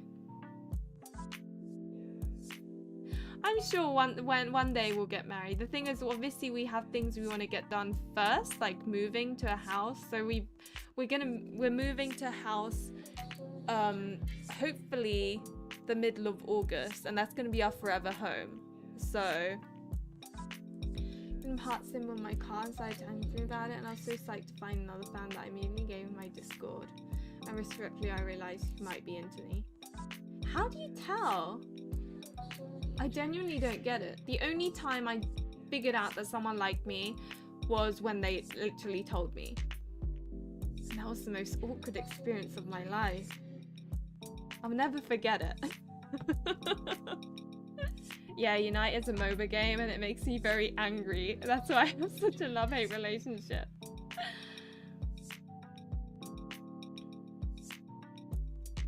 In the end, we said our goodbyes in a bit of a haze, me being half asleep and him still on edge after these stressful matches. I brushed my teeth and went to bed with my phone. I was going to go to sleep right away, but felt like teasing my friend a little. Oh no. I opened the messenger and typed to Yan. Didn't know you can be so grumpy. Usually when we play together, you're less like that. The answer came right away.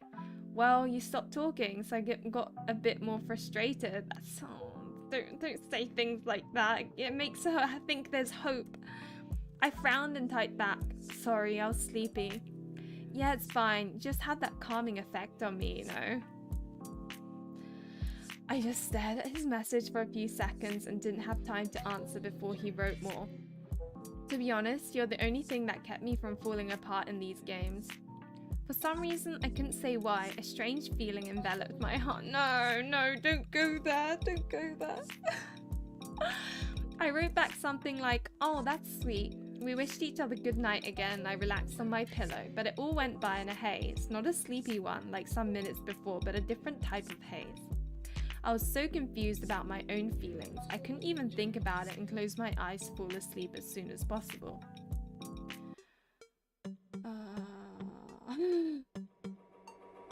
Ooh, pretty music.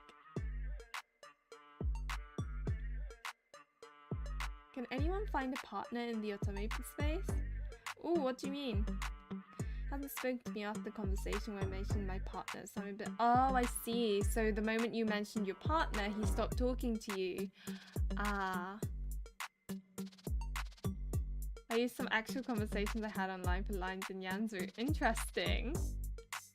Interesting. As promised, I went to visit Yan on Thursday to play some games at his place. I was a bit nervous about it, especially after that strange night when he said some things that made me warm inside.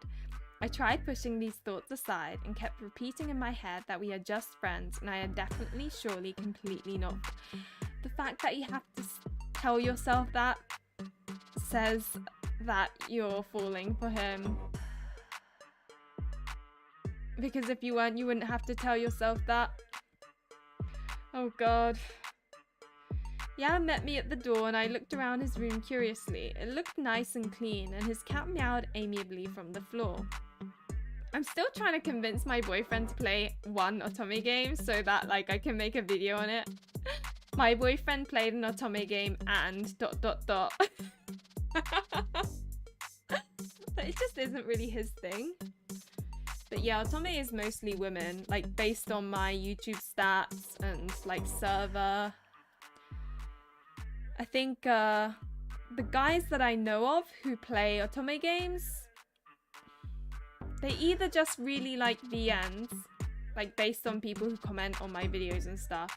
They would rather that romance with female love interest, but they don't get that. It's like a lot of, I guess, Yuri, or not Yuri, but a lot of, I guess, VNs with male main character, female love interest can be like a little bit on the sexual side, which they don't want, so they play Otome games instead, or they're gay.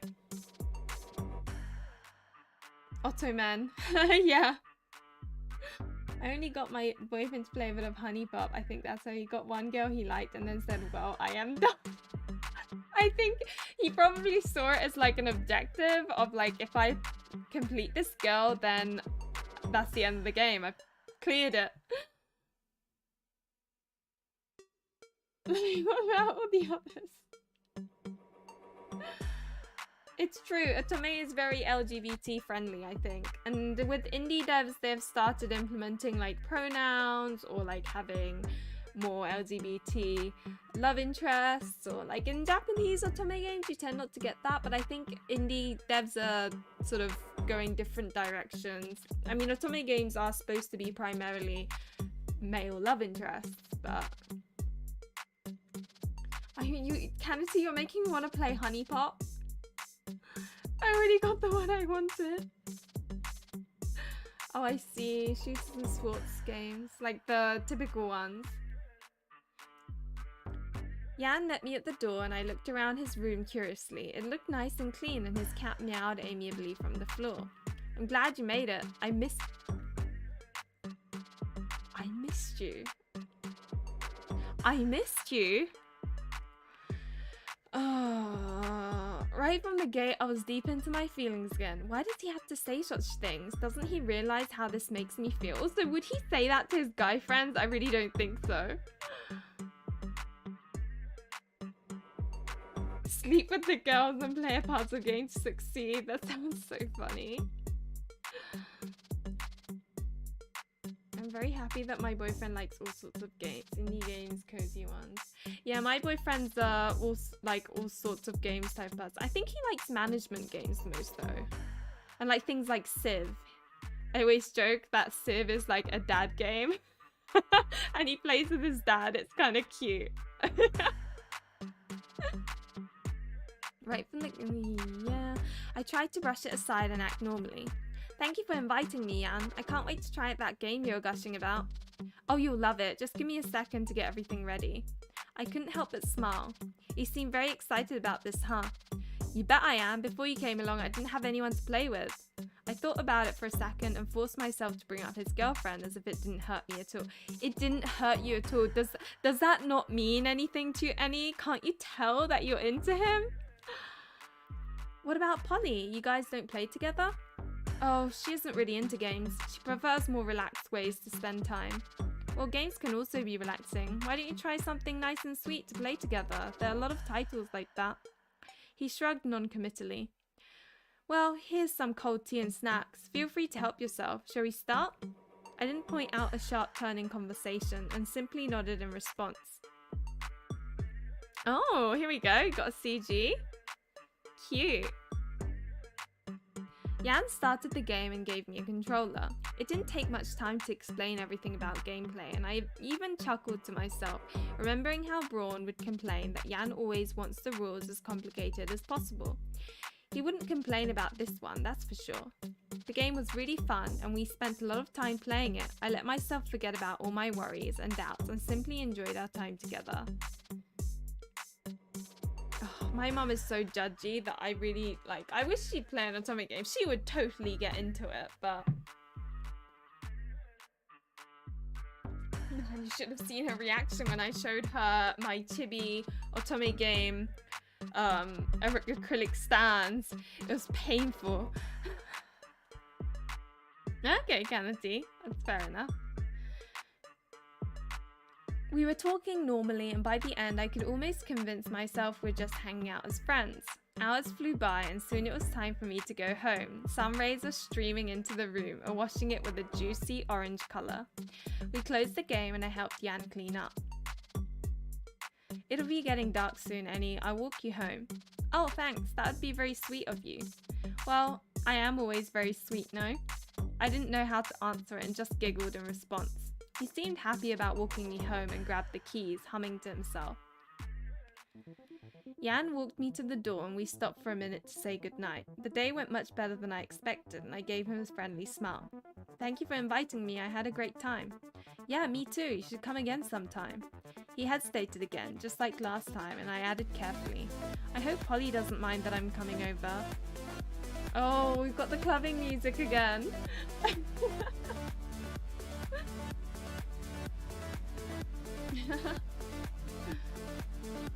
We stood in silence for a minute and then he said something that felt like a rock on my chest.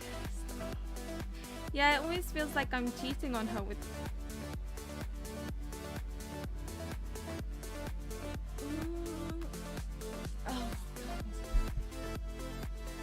Oh boy.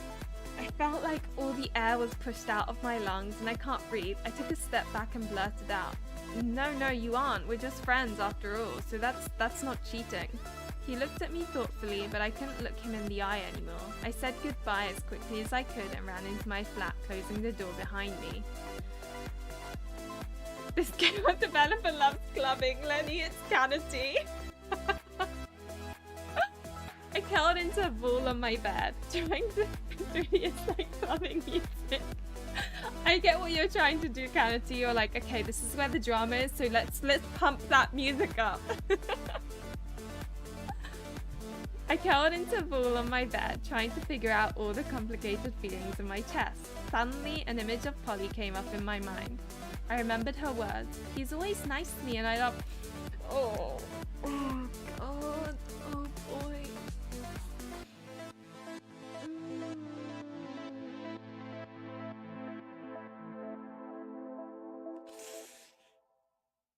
Wow, okay.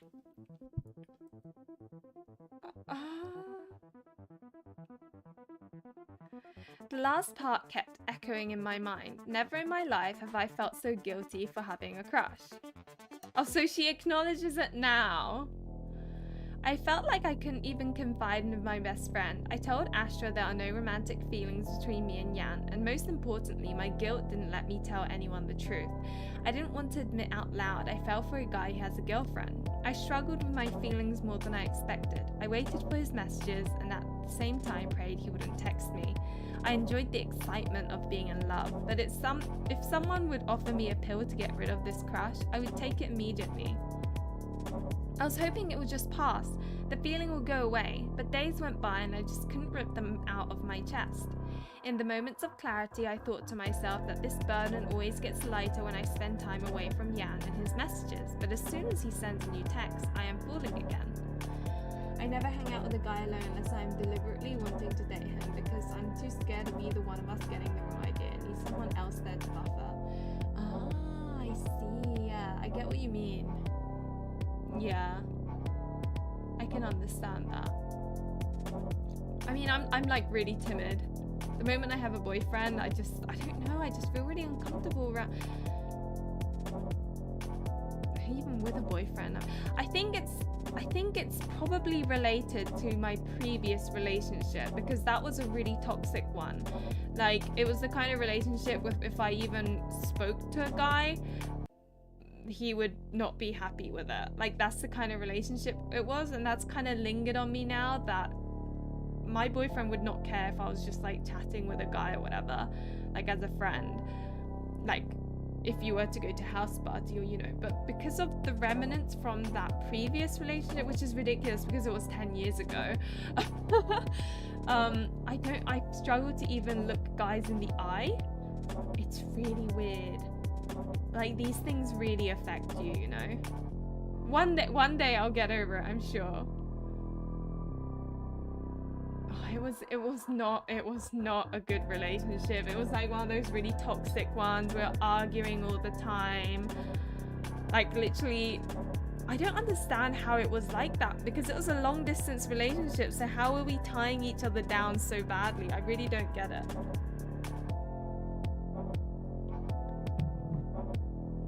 It can be hell.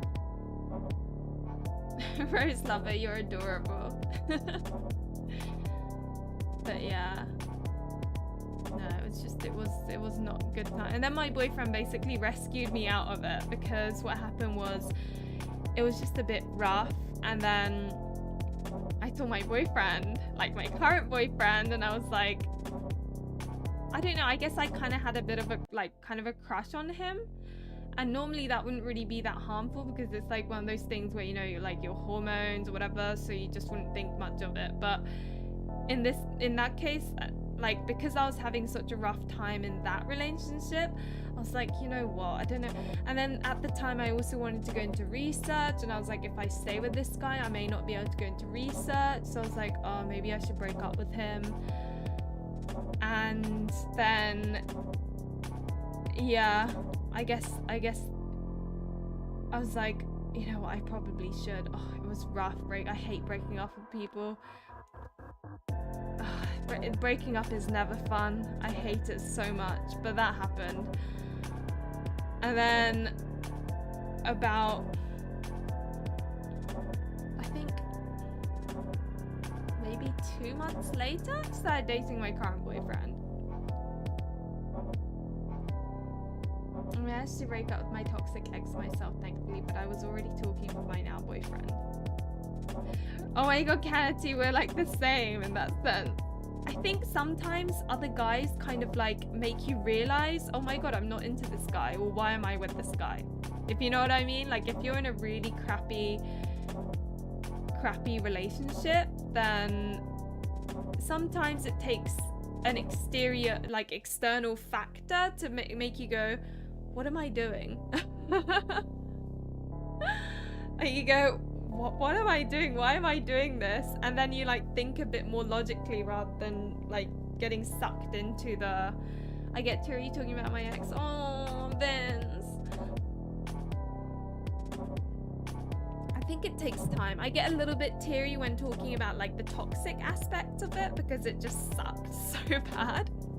But it's been 10 years now, so I guess I'm like completely over it and I don't really care.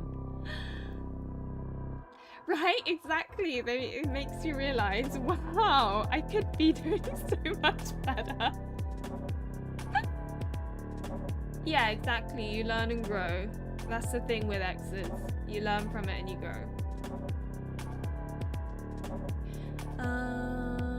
In the moments of clarity, I thought to myself that this burden always gets lighter when I spend time away from Yan and his messages, but as soon as he sends a new text, I am falling again.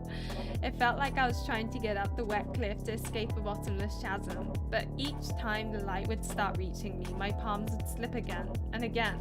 It sounds insane, but I felt so, oh shoot, I felt so in love and heartbroken at the same time.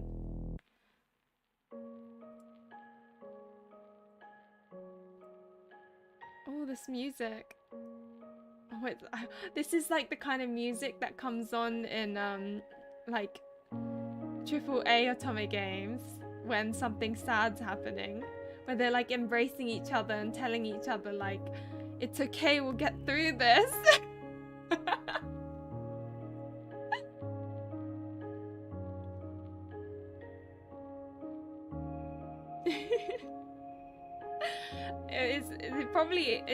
You probably notice more things when someone else is playing the game, because if you work on something over and over again, it's hard to notice certain things. Yeah, it's the emotional track. And it's understandable, it's hard to forget. Like, it takes time, and it's okay for it to take time. You just gotta kinda, it's like part of the process. I texted everyone that I'm feeling a bit under the weather. I tried to avoid Yan too, though he sent me messages from time to time. A few days flew by and I got a text from Yan again. He was asking if I'm okay and trying to invite me over. I had a lot to think about in these past days and came to a conclusion there is only one way to go. I would tell him about my feelings and explain how our friendship is hard for me and that we should give each other space, get some distance from each other, maybe, and I would like to stay away from the board game club for a while too. I was pretty sure I'll get better soon if we stop talking to each other completely. I would find enjoyment as usual in my single player games, evenings with Astra and my favourite job. And most importantly, I will get rid of this horrible guilt that has been eating me from inside for the past week. I typed to Yan that I can't come over, but could he please come to the Sunset Park because there is something we need to talk about. He probably guessed it was something important and we agreed to meet in an hour. Hi Nomi, welcome!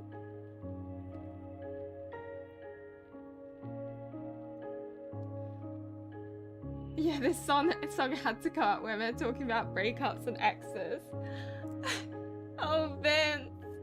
It's okay to cry, you know? Finale soon, this is where there's probably going to be like a big decision to be made. Oh boy. I went into the park with mixed emotions, still unsure about everything, but I still remember how Yang... I keep on thinking it's Yang because of Pure Fiore. Anyway, but I still remember how Yan told me to talk openly about my feelings, and I didn't want to just stop talking to him without explaining anything. Hey Annie, what did you want to discuss? My heart swelled when I saw Yan, and I had to fight the urge to rush forward and hug him. Hey, listen, there's something important I need to tell you. Sounds a bit scary. It is scary. Honestly, I don't know how to put it. You've been such a great friend to me, but it feels like we're getting a bit over that line, you know what I mean? He nodded slightly and I continued. It's hard to admit, but I think I have romantic feelings for you, Yan, and I know I shouldn't because you have a girlfriend, and so I sniffled and finished my thought. I think it would be better to put some distance between us. I need time to get over these feelings, and when you are always around, well, it isn't helping. I said everything like it was, and prickly fear covered my whole body. I almost couldn't breathe, waiting for his answer. I felt embarrassed, having to confess my feelings, especially knowing he can't love me back. Annie, don't cry. I looked up and saw tears glistening in his eyes. I like you a lot too. I never had such a deep connection with anyone else. I swear if I... Oh my god, this is painful. Hi, sad also that I apparently missed the cryptids. Gonna have to watch the VOD later. Oh no, you did. Oh, of course you did. I never know whether people are lurking or, you know. But yeah, you can watch the VOD later. Tomorrow I will... If I remember, I can remove the mid-ads, because normally I monetize it, but like the mid-ads, some videos, for some reason, they put like one every 3 minutes, which is ridiculous. No one wants to watch a video like that. So I remove them, so it's like every 15 or 20 minutes. Okay, Vince, that's fair. I'm crying about these damn taxes I have to do.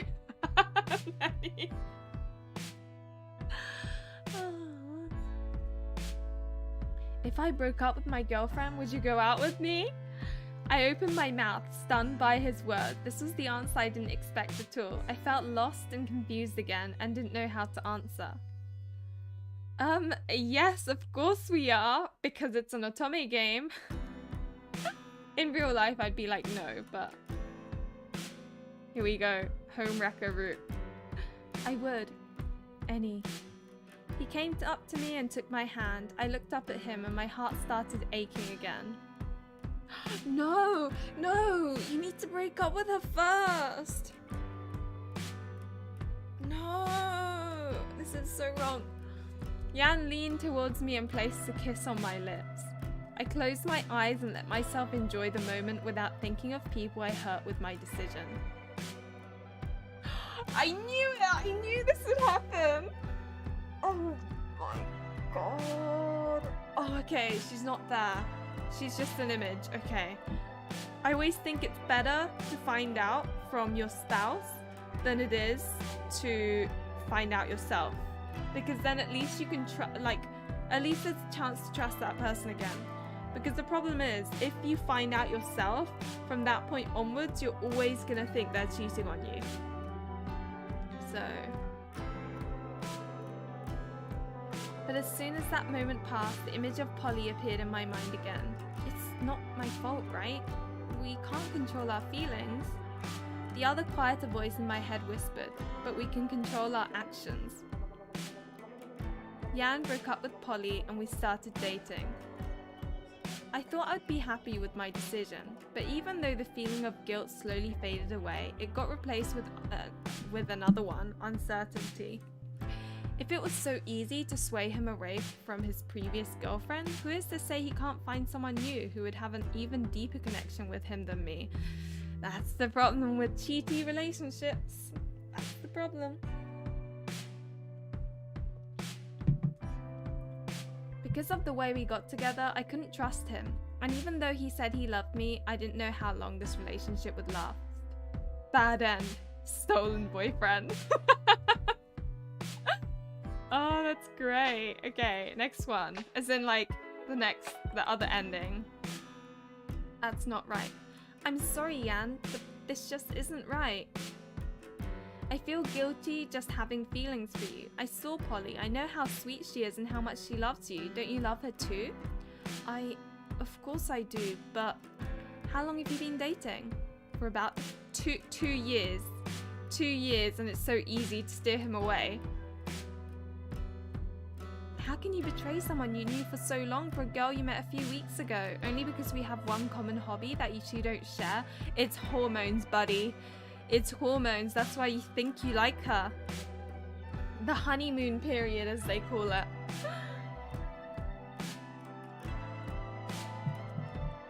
Are you even sure about your feelings for me? Won't you regret leaving a person who was by your side for 2 years after the first wave of our romance subside?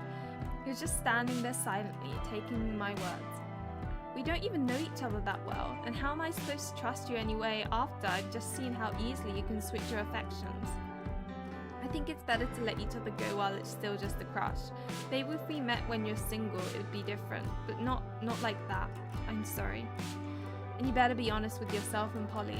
If you're unhappy in your relationship, you should talk to her, but don't betray her like that. It seemed like Yan didn't know what to say. For a few minutes, the silence stretched between us. You're right. I'm the one who should be saying sorry.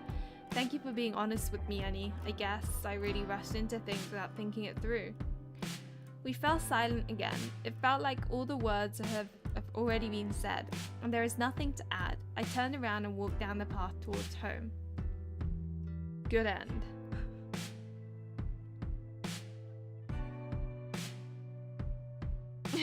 Yeah, it's hormones.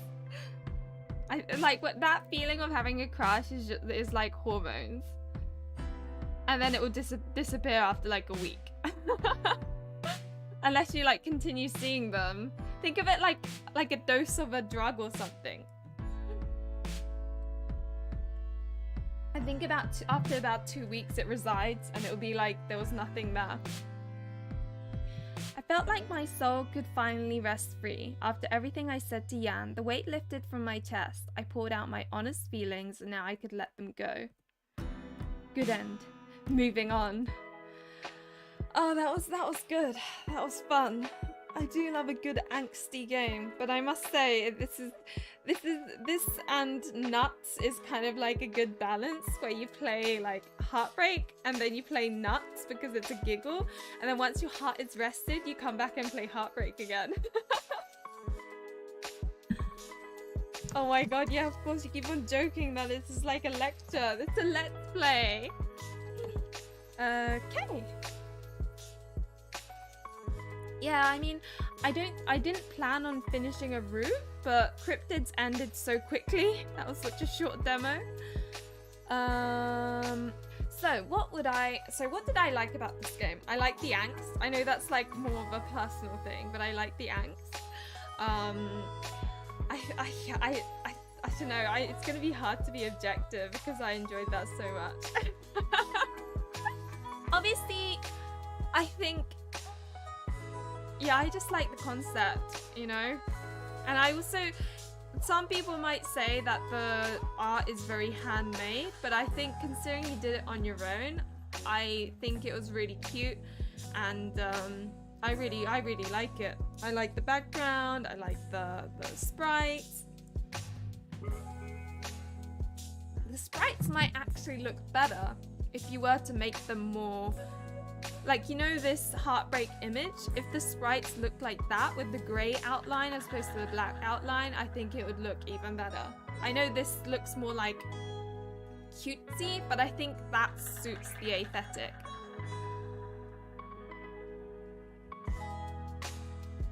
They feel a bit too ambiguous to be called simply good bad. Yeah, I see what you mean. They're what we call in Japan merry bad endings, where it's like bittersweet. What's the answer? Oh, was Nuts what you... Yeah, Nuts was the very first one I played, and it was quite amusing, that one. Are you happy that... Yeah. I'll have to, like, play the other route. I'm curious what the bad ending for that one is. I wish the realistic ending, actually. Normally that's not my thing, but I really like the message. You're on PS5 or Switch, can you imagine? Yeah! Yeah, I liked a lot about it. I like the characters, I like the theme, I like the emotions it brought out. Things that could be improved. These things are kind of more like things that you would probably improve anyway if it wasn't like a time crunch. And that's like things like UI. Obviously right now it's quite like plain, there's no like details, because I know a lot of Otome games, they go into details of like the menus and like all of that, but I understand that it was a time crunch and you did this all on your own, so that's fair. I also think it may be a bit easier. So one thing I struggled right at the beginning was, I think you had a CG of 3 of the guys and they were all talking to each other, and I realized afterwards that the names highlighted, like the color of the names were like basically respective of each of the characters, but because it was a CG of 3, like the guys together, I couldn't quite kind of grasp who was talking, like which one was Yan, which one was Saffron, and like I couldn't really tell who was who. So that's something that like it could be made clearer somehow. I don't know how, but his class dismissed.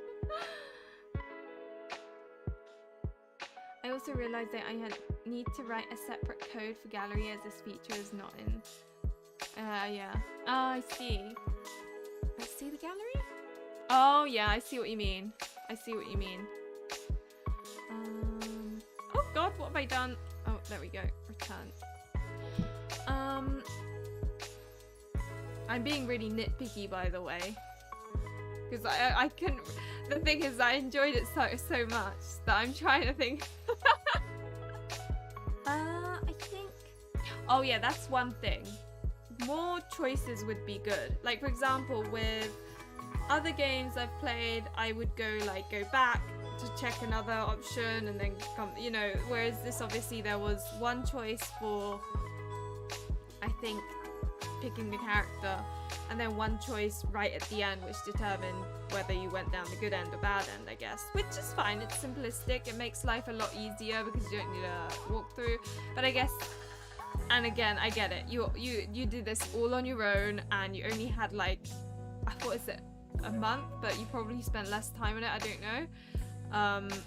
So I get it, but more choices would be nice. But again, I get it. You made it all on your own, and it was a time crunch. So I mean, I'm not expecting like a AAA Otome game, if you know what I mean.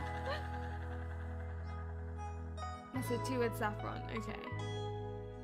But yeah, bittersweet is good. A week. A week. Oh my god, I can't get over the fact that you did it in a week. That's crazy.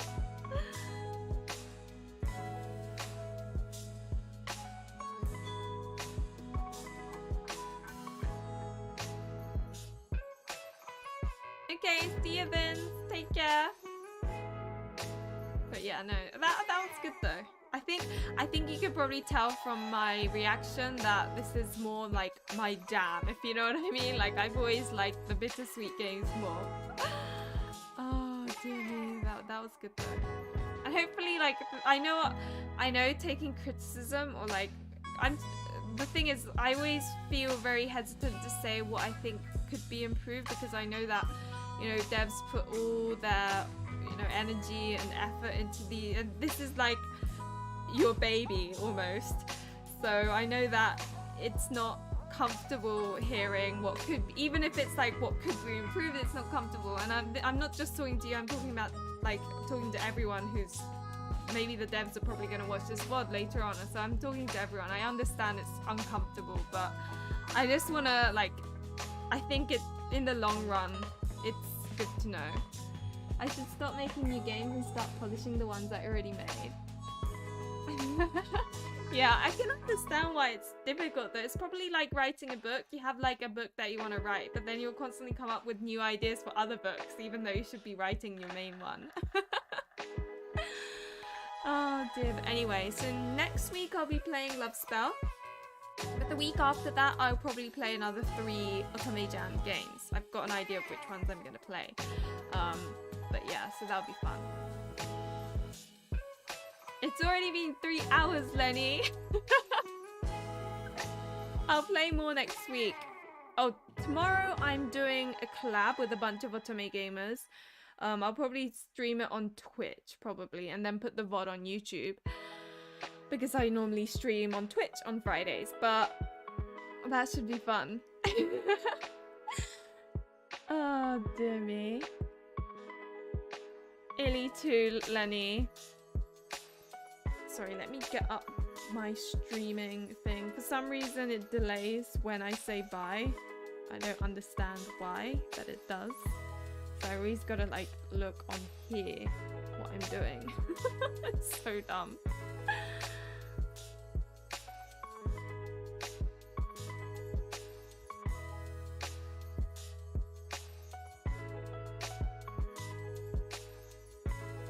tomorrow was supposed to be 9-rip, but the collab was organized a few days ago and I kind of wanted to prioritize that. So 9-rip will be the week after Pokemon Unite Rage Peach. I would say play Heart Cage, but YouTube would definitely flag that on the first team. Oh yeah? Is it like erotic? Or maybe I can play it on Twitch, I don't know. I can't stream Pokemon yet. Maybe when I move and I'll have another monitor because then there won't be any lag.